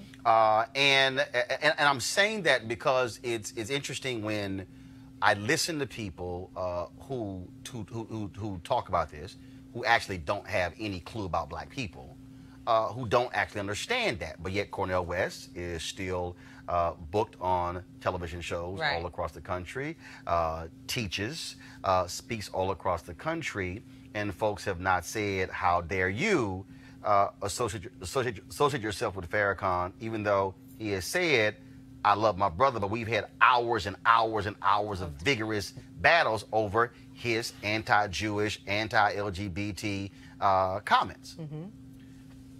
As you have gone through this, so for instance, when you were on The View on Monday, and Meghan McCain kept asking you, do you denounce Farrakhan? Do you believe that what your critics want is they want to hear you say, I denounce Louis Farrakhan? Go ahead. I've been asked by a number of people to do that. I mean, I've been asked to condemn, to denounce, and I have said and will continue to say that I do not agree. My position, to be very clear, is that America has condemned and denounced black people for far too long. I am not going to participate in using that type of language to describe anyone in my community, and particularly someone who has been engaged in saving the lives of young black men that I have to work with every single day. I go into prisons. I work with young men who have actually committed some heinous acts, things that I definitely don't agree with, but I don't come outside and condemn them, or else I can't go back inside and work with them. The men who killed my son's father, I have never condemned them or denounced them. Am I hurt? Does it hurt me? Are we angry as a family? Absolutely. But we haven't condemned them, because I believe in the work that I've been doing that the person on the shooting side of the gun and the person who's the victim both deserve the love and attention of people who claim to be black liberation fighters. That's just who I am. So you can't take that from me, because one thing that is 100% sure is that I cannot separate with my skin color. I can't separate with who I am walking into the Women's March space. That's just not who I am. And if intersectionality is going to represent all of us, then people have to be willing to understand that what is important is who I am. Louis Farrakhan, Minister Farrakhan, is not a part of the Women's March. He has not been at any meetings. He's never spoke on any of our programs. He's not helping to write the policy agenda that we're releasing tomorrow. He is not involved in any way. And in fact, and the infantilism of, we tell you what to say and you must be using his words, but yet everyone is fighting for women to have agency over their bodies and their minds and the ability to speak for themselves. And yet people are going to take the words of a man and make them something that I'm supposed to die for on the cross. I'm not going to do that. I reject that. I don't agree with statements that Minister Farrakhan has made in a number of areas, and that is okay, because I don't agree with stuff that Roland Martin says, and we know you don't really care, but you know, I don't agree. And I mean, and not to make light of it. No. Seriously, there are times when people have challenged me, where I have to challenge others in our community, but I also understand the sensitivities around denouncing black men, denouncing black people, and the denouncement and condemnation that has happened to us for far too long. You talked about releasing this tomorrow. The event is taking place on Saturday. Do you, Carmen Perez, Linda Sarsour, Bob Bland, do you have any intention on walking away and quitting the Women's March, this organization? No, we are serving out our terms. We are but we have term limits based upon our bylaws. How long is and the term? we're serving out our term. They would love to take that and chop it up and have that all over the place. Yeah. We're serving out our terms, and we came here to do a job. And if you look at the body of work that the Women's March has produced, we have held protests around some of the most important moments in the last 2 years since this administration has been in place. We've been one of the leading resistance groups and the most intersectional movement in the world in terms of ensuring also that marginalized people are in the sort of like the secret sauce to the conversation. We keep on making sure that we bring up Shakisha Clemens, who was attacked by police officers in a Waffle House. So we won't allow people to talk about any issue, not reproductive rights, not one issue without looking at how it impacts people who come from oppressed and marginalized communities. And that is the reason why there is a continuous onslaught. Again, because you got to be real clear. There are people who have legitimate questions and concerns, and those people deserve the time and attention and affection of the Women's March, because only through that will we be able to really move forward as a strong movement. But that is not all that we are seeing happen here. And anyone who believes that all this is just people asking questions, they're wrong. Because Meghan McCain asked 6 questions at once. She never stopped to allow me to answer any. And I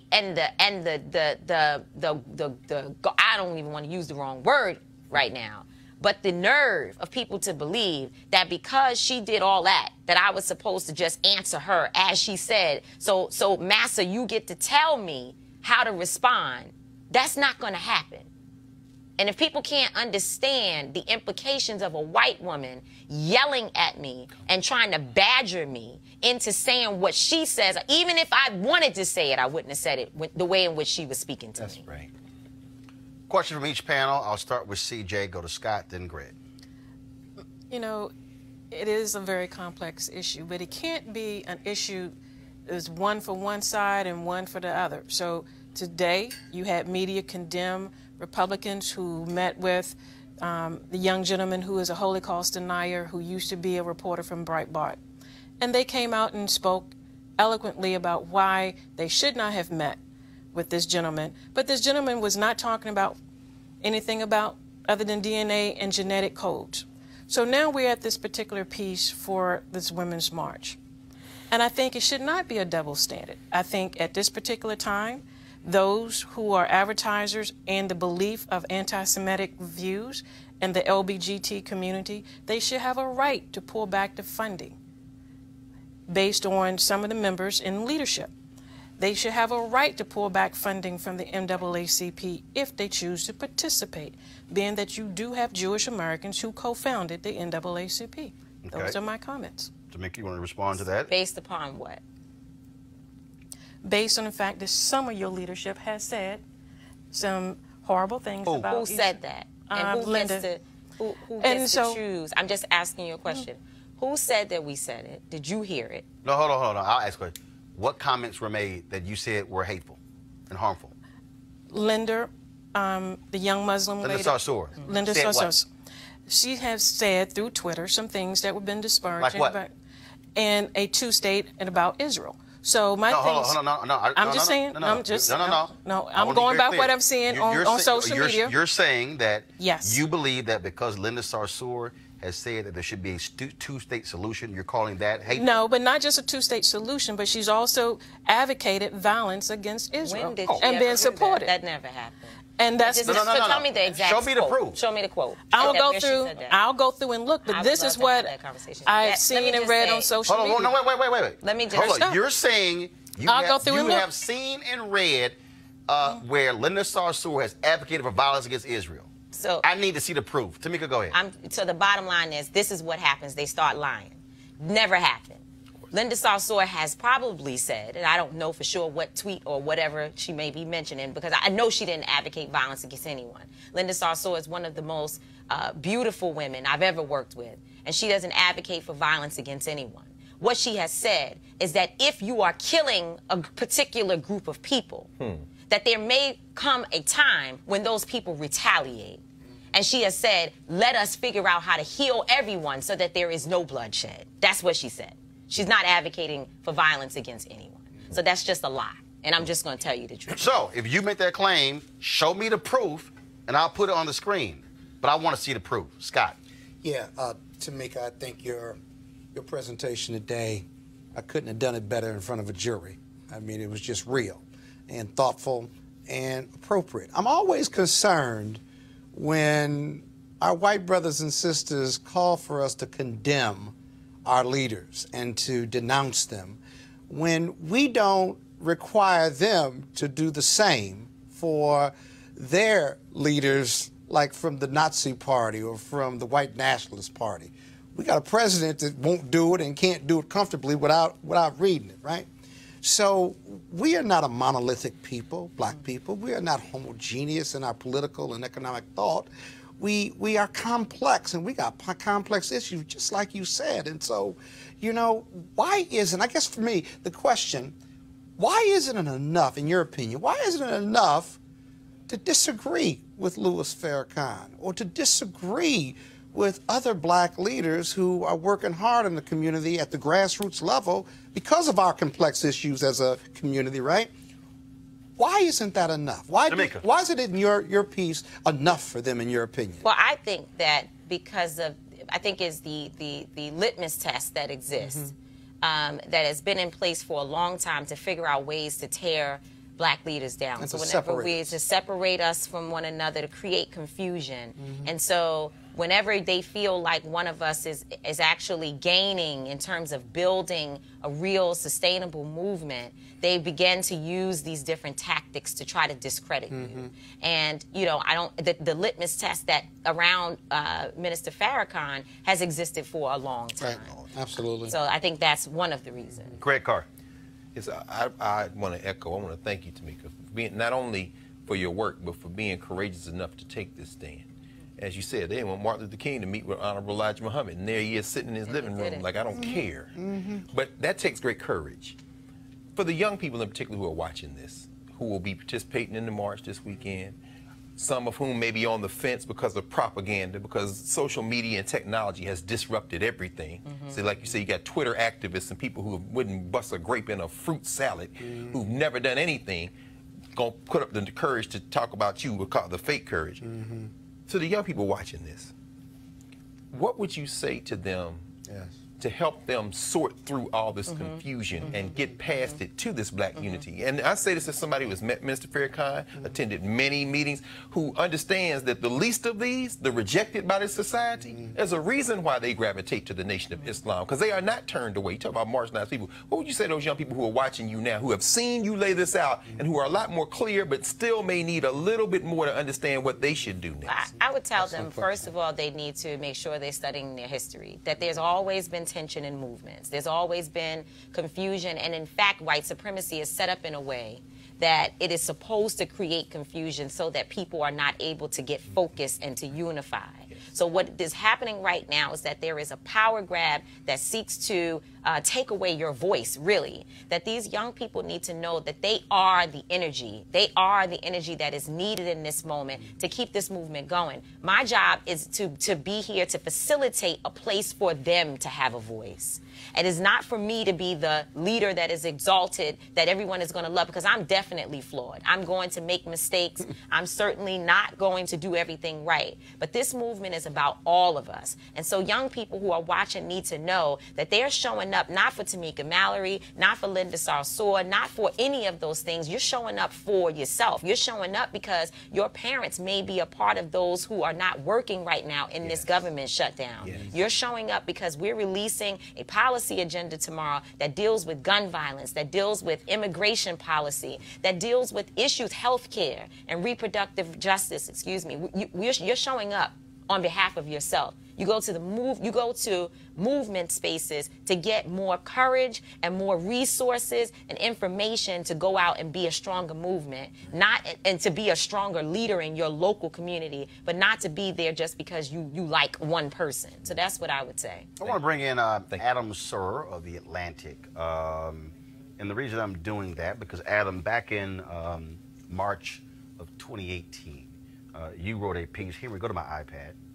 You wrote a piece, and it was called "Why Tamika Mallory Won't Condemn Farrakhan." To those outside the black community, the Nation of Islam's persistent appeal, despite its bigotry, can seem incomprehensible. You wrote it from a perspective of being black and Jewish. Can you, just your thoughts about all of this drama that we have seen over the last year or 2 years? I think that, when I wrote that piece, what I was really trying to do was, rather than tell anybody how they should respond, was to explain both sides of this conflict to each other. And in particular, I felt as though there were a lot of people, a lot of white and Jewish people who found the idea that anybody would associate with Farrakhan really incomprehensible. And so I just wanted to explain why that would be the case, why someone would do that. I think, unlike the Republican Party, the Democratic Party and the left in general is diverse. It's made up of a lot of different types of people. And whenever you have a diverse coalition, you're going to have friction. There's going to be conflict over because different people have different experiences. They have different priorities. They have different traumas. And I think that what we've seen around the Women's March is a result of that friction. The optimistic side of this is that the fact that the coalition is diverse means that there are people in that coalition who can negotiate and work it out amongst each other. The problem with the Republican Party, as it is constituted at this moment, is that it's so not diverse that there's nobody within that coalition to say, hey, you shouldn't treat these people like that. Whereas what you see with the Women's March is, you have one side saying, this hurts me, I don't like this, and another side saying, I didn't understand that, and I'm going to learn from it. What's also interesting when you talked about these coalitions and the left, but if you actually, first of all, any of the people who've actually listened to Minister Farrakhan, Nation of Islam, you would think you're actually listening to a Republican talk. I remember at the 20th anniversary of the Million Man March, the point when Minister Farrakhan brought up this line of sisters, and he was praising their beauty and their ability to cook and to sew. And I guarantee you, there's some sisters who were sitting there like, I know he is not doing this. And I think that's also part of this failure for people who just really have no clue about black people to understand how black folks can listen to Farrakhan or Elijah Muhammad or Malcolm X and go, okay, that's BS, but I'm gonna listen to this. Mm-hmm. Right, and I think Farrakhan's ideology is actually pretty conservative. It's very self-sufficiency and economic independence and black capitalism, really. And I think that from the outside, people make this mistake of thinking black equals left, when that's really not the case, and it's especially not the case with the Nation of Islam, which is a fundamentally conservative organization in the small c sense of the term. But I also want to read this. One of the books, I've been talking about this for the last couple of years, is Dr. King's book, Where Do We Go From Here, Chaos or Community? Which, if anybody reads this book, what we have had to deal with the last 51 years since he was killed, I mean, he literally lays out in 1967.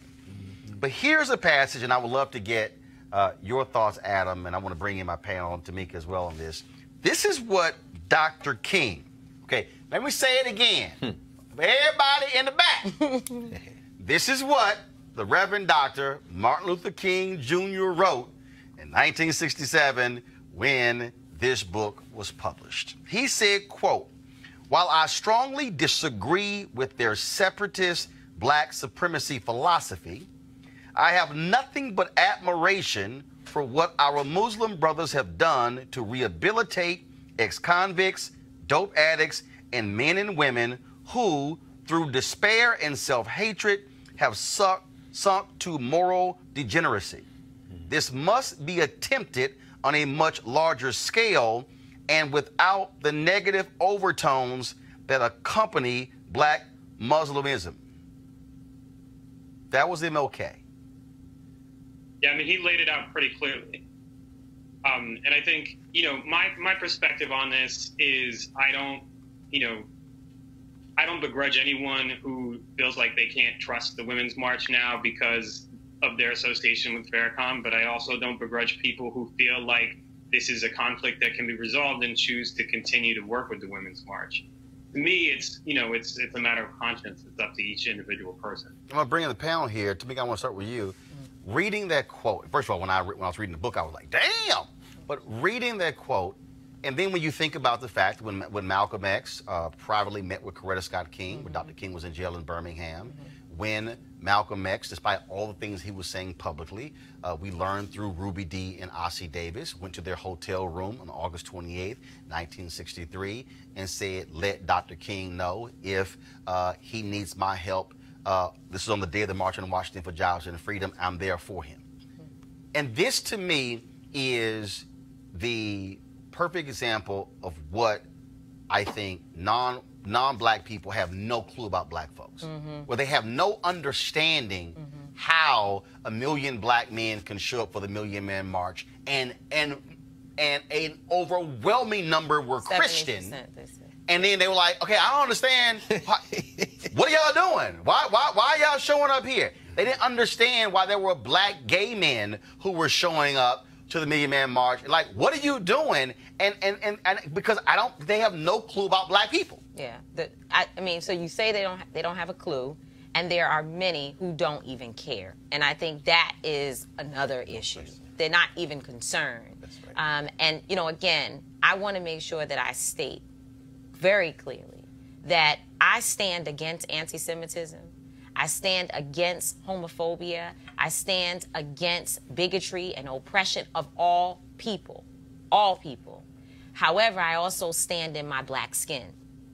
And so I have to be able to deal with the complexities of all the communities all the people I have to work with within my community. And there are a lot of different people who have a lot of different ideas, who have a lot of different positions, who make up all that we need in order to just be able to get by. Forget about becoming like, you know, Barack Obama out here. I'm talking about just being able to like get a slice of bread. Right. There's a lot of steps to that. Right. So I'm not going to allow people to tie me or link me to this in a way that erases my work, who I am, that for 20 years of my life I have organized under the King tradition, actually. And that tradition says that we focus on fighting systems of oppression and not people that we don't necessarily agree with on particular positions. That is not the goal. There is no way for us to use condemnation and denunciation and then think we somehow going to be able to come back to the table and work together on trying to figure out these incredibly difficult issues around our children. And the other thing I want to say, because they'll run the clip and say I said that people are killing people and whatever. The question here today was whether or not my sister has called for violence against anyone. And what I'm saying is her position is that people who are put in certain positions may do things that she does not necessarily agree with. Let's figure out how to make that end. Greg? Well, I mean, brother, when we looking at the McDonald's clip last week, I think about the fact that, Claude McKay wrote a poem, said, "We must die, let us nobly die." You just gonna let somebody punch you in the face? I mean, at the end of the day, I couldn't have put it any better than Tamika Mallory just put it, and you just put it, sister. I'm against all forms of oppression. I'm against anyone being oppressed. And I am in that position in my black skin. So I'm saying I'm against anybody who harms any African who's in harm's way, any human being in harm's way. But when you think about that in the context of our struggle, you also said it brilliantly. There are some people who just don't care what black people think. Right. Any argument we would have here, they're looking at all of us in the same way. And when I think about the fact that the Nation of Islam, I mean, I knew Khalid Muhammad, I knew Jesse Jackson. You go all the way across the road. You can go Barbara Reynolds. You can talk about anybody in our community. We are not a monolith, but one thing we all agree on, we're all in danger. Yeah. And so anybody who wants to condemn you, who has never done anything for us, mute. I don't want to hear it. The other thing is, let's be honest, there's, on a number of subjects when it comes to black people, there is fear and ignorance out here if you don't look like me. Yes. And secondly is this, those who are fear or ignorance and who want total condemnation, ignore for the Nation of Islam, ignore their tremendous work in the prison system, in prison complex system, their work and their effective work in the community that Dr. King spoke about. But you ask about those million men who showed up, who were Christians and gay, and the issue of atonement and personal welfare and handling your business and standing up and being a father and a husband and doing the right thing. That day, and on many days, most people don't know that Louis Farrakhan doesn't preach from the Quran alone. No. He preaches from the Torah, and he preaches from the Bible and the Quran. Well, in fact, if you actually read the books on Muhammad Ali, even though that was totally ignored at his funeral, that was also part of when he came in, where they were taught they had to actually read both. Same with Malcolm X, with the Torah and the Bible. I want to get CJ. So I think that's an important point for us to remember. I want to get CJ in here with a comment on that, and then I got to ask one more question. And Adam, I want you to respond to this, and Tamika. CJ, go ahead with your comment. No, I mean, being black, it is very complex. I mean, even we're not monolithic within the black Republicans. Sure. Different spheres for us. What I hope when you talk about the Women's March coming up, that you take a step back and have a dialogue with us.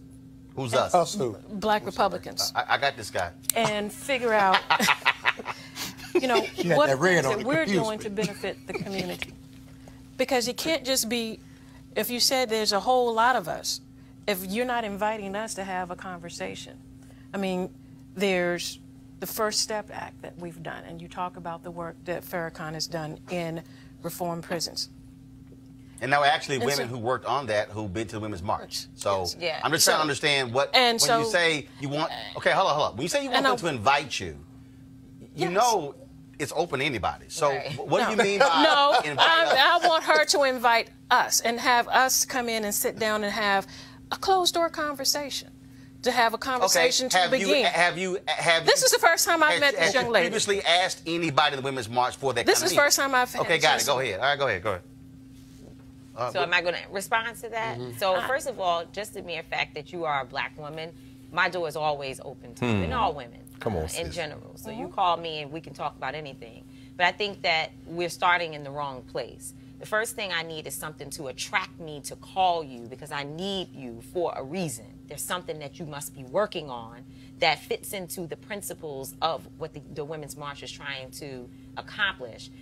At the same time, the march is open to anyone. So if you want to come with your children, with your issues, bring them to the table. Other black Republican? That's all black, any black Republican, anybody black non-affiliated, black gender non-conforming, black, anybody that you are, or any woman, you are invited to the Women's March. But if you are asking me about political parties, that is very different. You said black Republicans for a reason, and you talked about the First Step Act. What I think is that there should be some platform introduced to us to say, hey, here's where we think we can work together, and the Women's March will be open to having that conversation with you. I wanted to mention this right quick.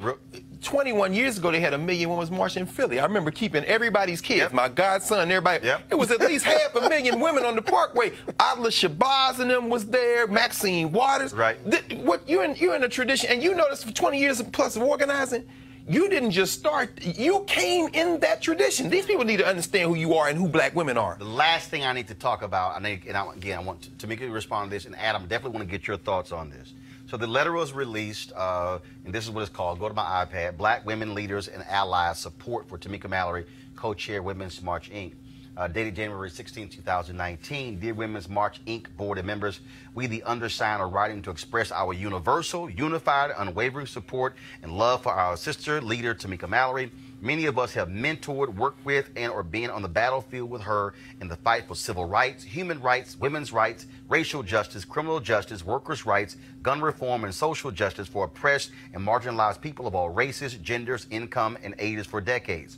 Tamika personifies the strength of Sojourner Truth, the tenacity of Shirley Chisholm, the warrior spirit of Fannie Lou Hamer, the grace and power of Dr. Dorothy Irene Height, and all of those ancestors whose shoulders she and black women across the generations stand on. And then, as I go down here, I just wanted for folks, so you know, who signed the letter. This was as of January 16th. Melanie Campbell, President and CEO of Black Women's Roundtable. Cora Masters-Berry, former First Lady of D.C. Also Cleola Brown, President of A. Philip Randolph Institute. Latasha Brown, co-founder of Black Votes Matter. Donna Brazile, past interim chair, DNC. Thomas Dortch, chair of the board of 100 Black Men of America. Kristen Clark, President and Executive Director of Lawrence Committee for Civil Rights Under Law. Michaela Angela Davis, journalist and activist. Rosalind Brock, Chair Emeritus, NAACP. Janetta Cole, National Council of Negro Women. Leah Daughtry, Convener, Power Rising. Derek Johnson, as he said earlier, President, CEO, NAACP. Avis Jones DeWeaver. Diane Babineau, Felicia Davis, Hazel Dukes, Reverend Tony Lee, Carol Joyner, Julianne Malveaux, Dr. Julianne Malveaux, Mark Morreale, Mignon Moore. And the list go Reverend Franklin Richardson, Susan Taylor, Dr. Elsie Scott, President and CEO of the Congressional Black Caucus Foundation, Dr. Barbara Williams Skinner, and the list goes on and on and on. And so first I want to ask Tamika, get just your thoughts on these black women being very public, and black men on here, being very public for their support for you. Yeah, I mean, I think, yes, they are supporting me because many of those folks have whipped me along the way, you know, got me in shape, helped me straighten my back and talk right. And I love them for all the moments when they challenged me and loved up on me. But I don't think this is as much about me as it is the moment that we're in. That they see what is happening to me, what is also happening to Angela Davis, what is also happening to Maxine Waters, what is also happening to Ayanna Pressley, and they are standing up to say we won't roll over and allow it to just go without there being a response from our community. And so what I hope is that people understand that I am actually I'm in the middle here of like trying to hold back everybody, calm down, we all gonna be all right, we're gonna get through this, because black women if you check social media after again watching what's her name, Meghan McCain's behavior, and also paying attention to these last few weeks how black women have just been under attack, I think that what we're going to see is a response from black women that I'm not sure folks are really ready to deal with. Because when we get upset, it's not like anything else. We know that no one is really going to protect us, so we have to protect ourselves. And whenever we see, and it's unfortunate, you know, and it's something I think I should say here on your show. It's very unfortunate because there are those who felt like, you know, maybe you shouldn't talk. You know, maybe you should just be quiet and kind of fade to the back and let's get through all of this so we don't cause no more issues. Like, let's just protect you. But it doesn't protect me. And it's almost like I needed to go out in the public square and allow them to attempt a public lynching so that people could see, so that folks could say, hey, something is happening to our sister, and that is also happening to too many others. So unfortunately, let me say fortunately, people are having sound conversations. Rabbis also released a letter saying we still support the Women's March, and Jews of color, not just black Jews, but Jews of color released a letter where I think over 85 of them said that they are coming to the march, that they support us, and that we're in dialogue. And they talked about how they are also erased from their own community. Right. So these issues are bigger than me, and it's deeper than the Women's March, but it's the moment that we're in. And Adam, so I'll ask you, this will be the last comment for the show, obviously this topic. When you see that letter, when you see the names on that letter, these are folks who have alliances with many organizations and entities that are critical of Tamika and Linda and Carmen. So what do you think by having this letter being public, and they also have a petition on colorofchange.org as well, says to them, those folks who are attacking Tamika and others? Well, I mean, I think it obviously conveys a message of unity around defending Tamika from what they feel are unfair accusations both about her and also about her colleagues.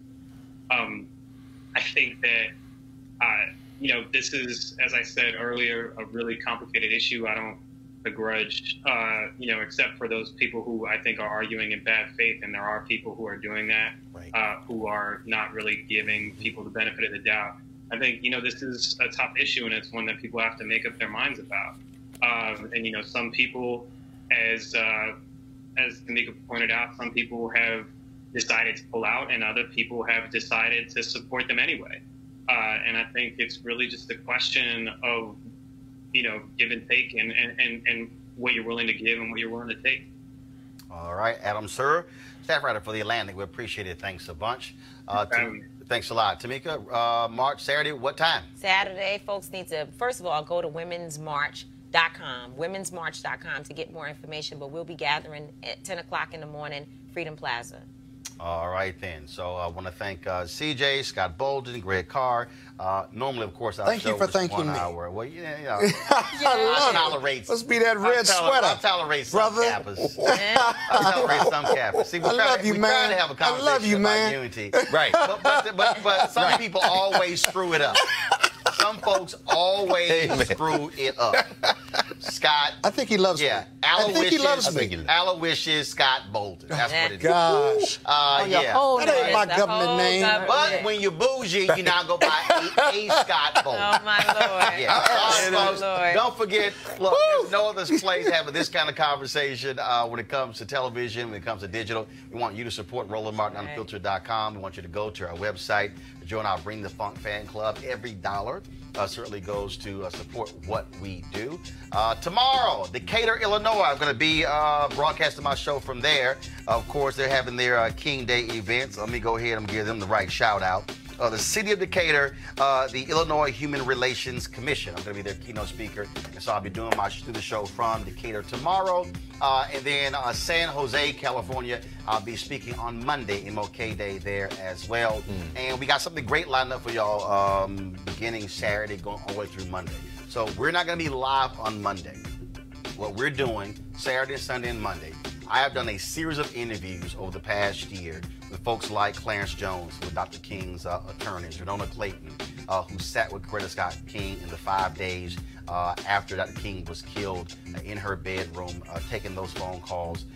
And wait till you hear the story of when she climbed into the casket to apply makeup to Dr. King's face when the body was returned to Atlanta. Reverend C.T. Vivian, you want to hear this story about how he was almost drowned in an ocean in Florida by a police officer, again, who literally tried to drown him in the ocean. But you got to hear his response to what he was thinking as he was submerged underwater, being drowned. Trust me, he was laughing. Y'all got to see it. We also, of course, have the last sit-down interview that Dorothy Cotton did before she died in May of last year.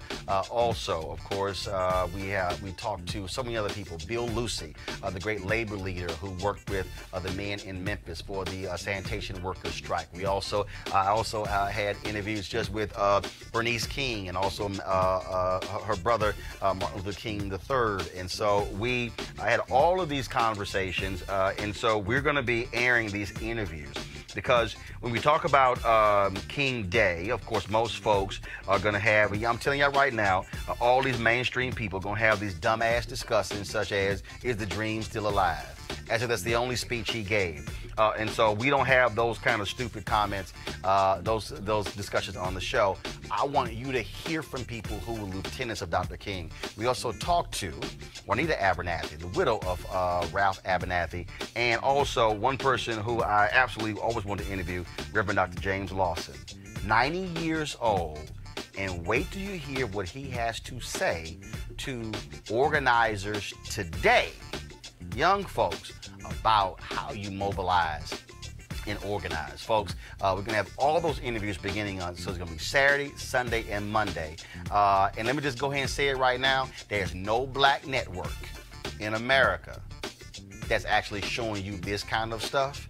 There's no black there's no black website that's going to provide you this kind of coverage as well. And that's why we matter. So your dollars actually go to support making those kind of interviews possible. Scott, I still ain't got your check. I know that don't front. So go to RolandMartinUnfiltered.com. Y'all can use PayPal. If you ain't got a check, I can do PayPal, Cash App, or Square as well. Y'all have a great one, folks. Holla!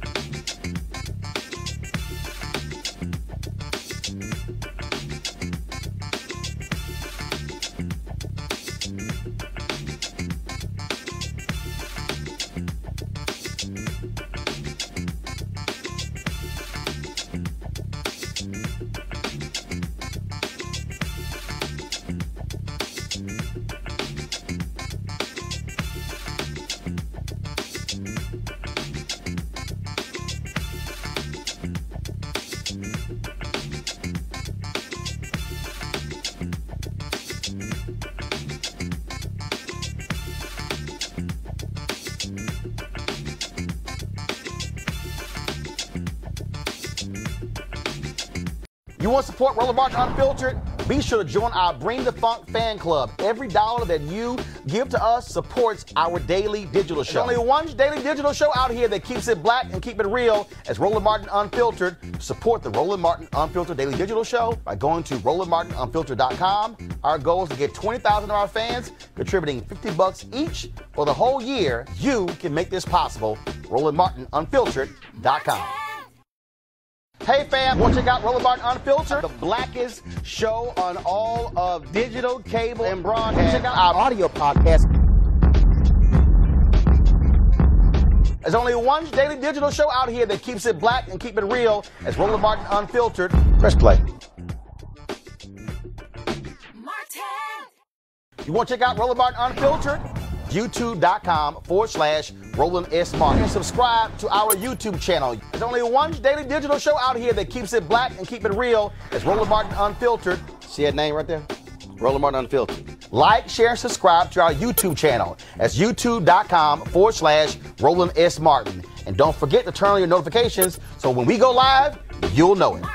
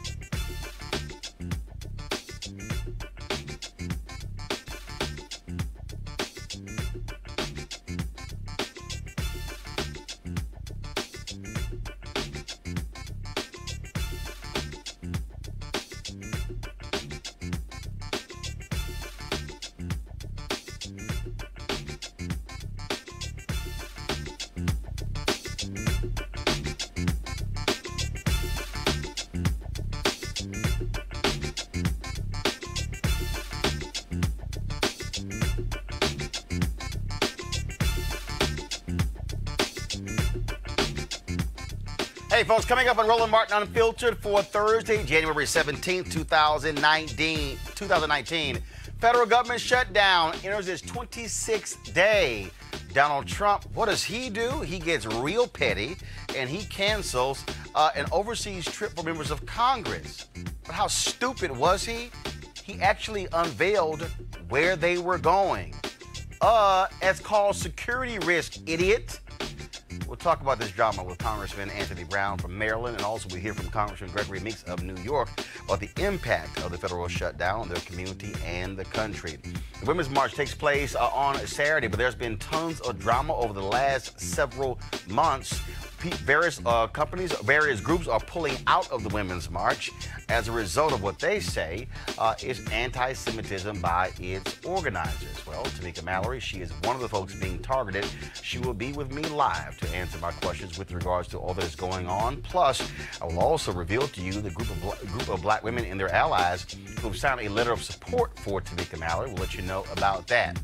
Yesterday, on the Senate, they had, of course, confirmation hearing for Trump's Attorney General nominee, and they, of course, most national media pretty much ignored it. But that was this unbelievable exchange between the chairman of the Senate Judiciary Committee, Lindsey Graham, and various civil rights leaders. And Graham was a little perturbed as to why the NAACP had the audacity to only give him a 22% score on their report card, and Democrats got 100%. And he was just perplexed, and he said, you know, I'm not a racist.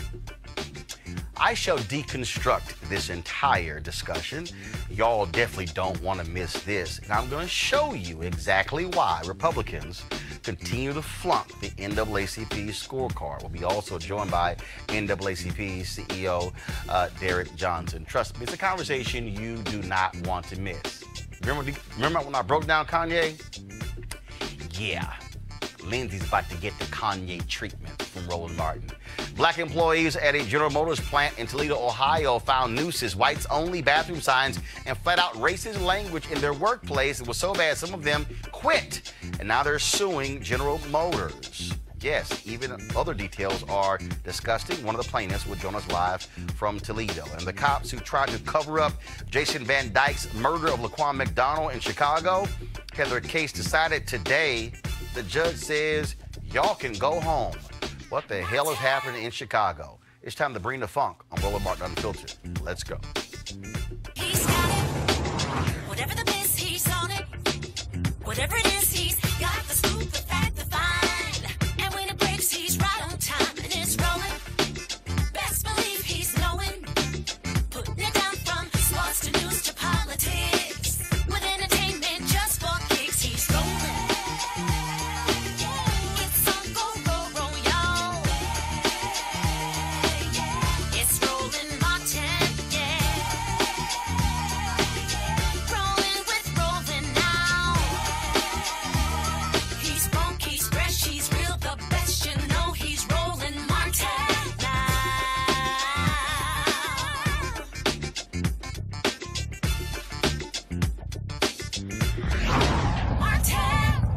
All right, folks, federal government is 26th day of a shutdown. No negotiations are happening between Donald Trump, Republicans, and Democrats. There's no end in sight. Trump, of course, is adamant that he has to receive funding for his wall or steel planks or whatever the hell it is, where he's pretty much trying to satisfy the likes of nutcase Ann Coulter and uber nutcase Rush Limbaugh. Now, Nancy Pelosi, the Democrats, are not going to give it to him. And the question is, what is going to happen next? Joining us right now is Congressman Anthony Brown of Maryland, who is a member of the House Armed Services Committee. Congressman, glad to have you on the show. So, you know, you see what's going on here. Trump loves to wrap himself in the flag and hug it and kiss it and caress it and talk about how he loves the military.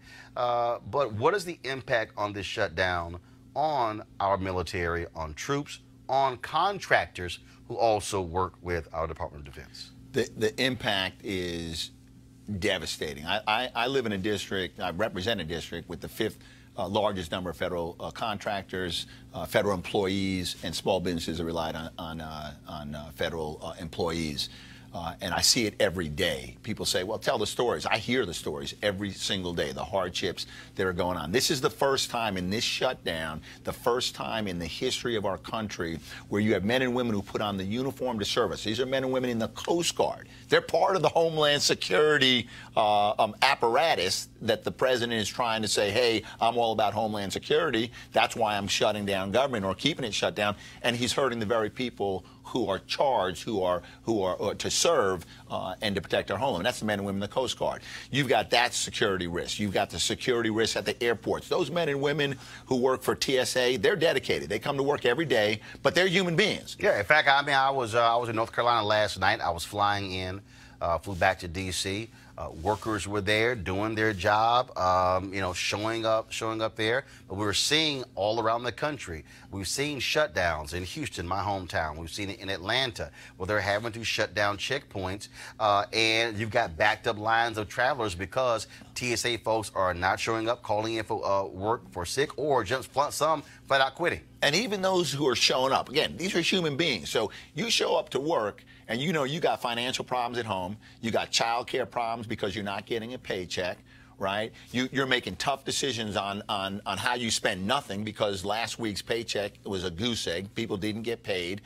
Next week, Friday, paychecks are supposed to come in. They're not going to get paid unless the government opens up on Tuesday. So how do you go to work as a TSA employee at the airport and get to focus on your job? You don't. That's true for Secret Service, the men and women who protect the president and other high-profile officials. They're on the job and not getting paid. The food inspectors, folks that are inspecting our ports, custom and border, they're all not getting paid. And so it not only has an impact on their families, it has an impact on America. And I think that it goes to the very heart of security and how this is detrimental, this shutdown to our homeland. So White House says we're not going to budge. Democrats say we're not going to budge. How long does this go? You know, you can't negotiate with someone who figuratively has a gun to your head. And that's what the president does. He's saying to Congress, I shut down government, so I'm giving you that as your bargaining chip. Wait a second. The default setting is government should be open. So we can't negotiate because today it's the wall, tomorrow it's supplemental nutrition assistance program. The next day it may be another ban on another group of people coming to this country. So you can't negotiate with the president when he's got government shut down. You got to open it. Now, what I suggest, and I'm starting to articulate this and voice this in my caucus, what we need to do, and I know it's hard to do because you got an unpredictable president. Okay, a president will say one thing today, something tomorrow, so it's hard to negotiate if possible at all. But let's lay out the framework. Okay, by a time certain. Okay, let's have an agreement on we're gonna talk about border security. We're gonna talk about other aspects of immigration, whether it's DACA, Dreamers, TPS, whether it's more judges for asylum, and let's at least reach agreement on the conversation that has to be had. Okay, the date by which we have to have it. I'm willing to even go so far as saying let's set a dollar not to exceed amount for border security. Now that's how do you define border security? That'll be part of the negotiation. We don't have to define that now. Open up government and let's make a commitment to having this conversation and ultimately a decision on what we're going to do. I got to ask you this, and so this happened today. This dropped, let me see the time, and so it was, let's see here, I'm on Twitter here.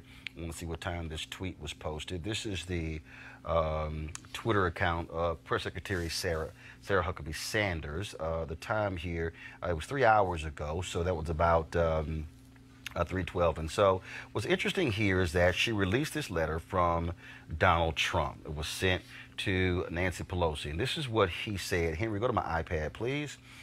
Dear Madam Speaker, due to the shutdown, I am sorry to inform you that your trip to Brussels, Egypt, and Afghanistan has been postponed. We will reschedule this 7-day excursion when the shutdown is over.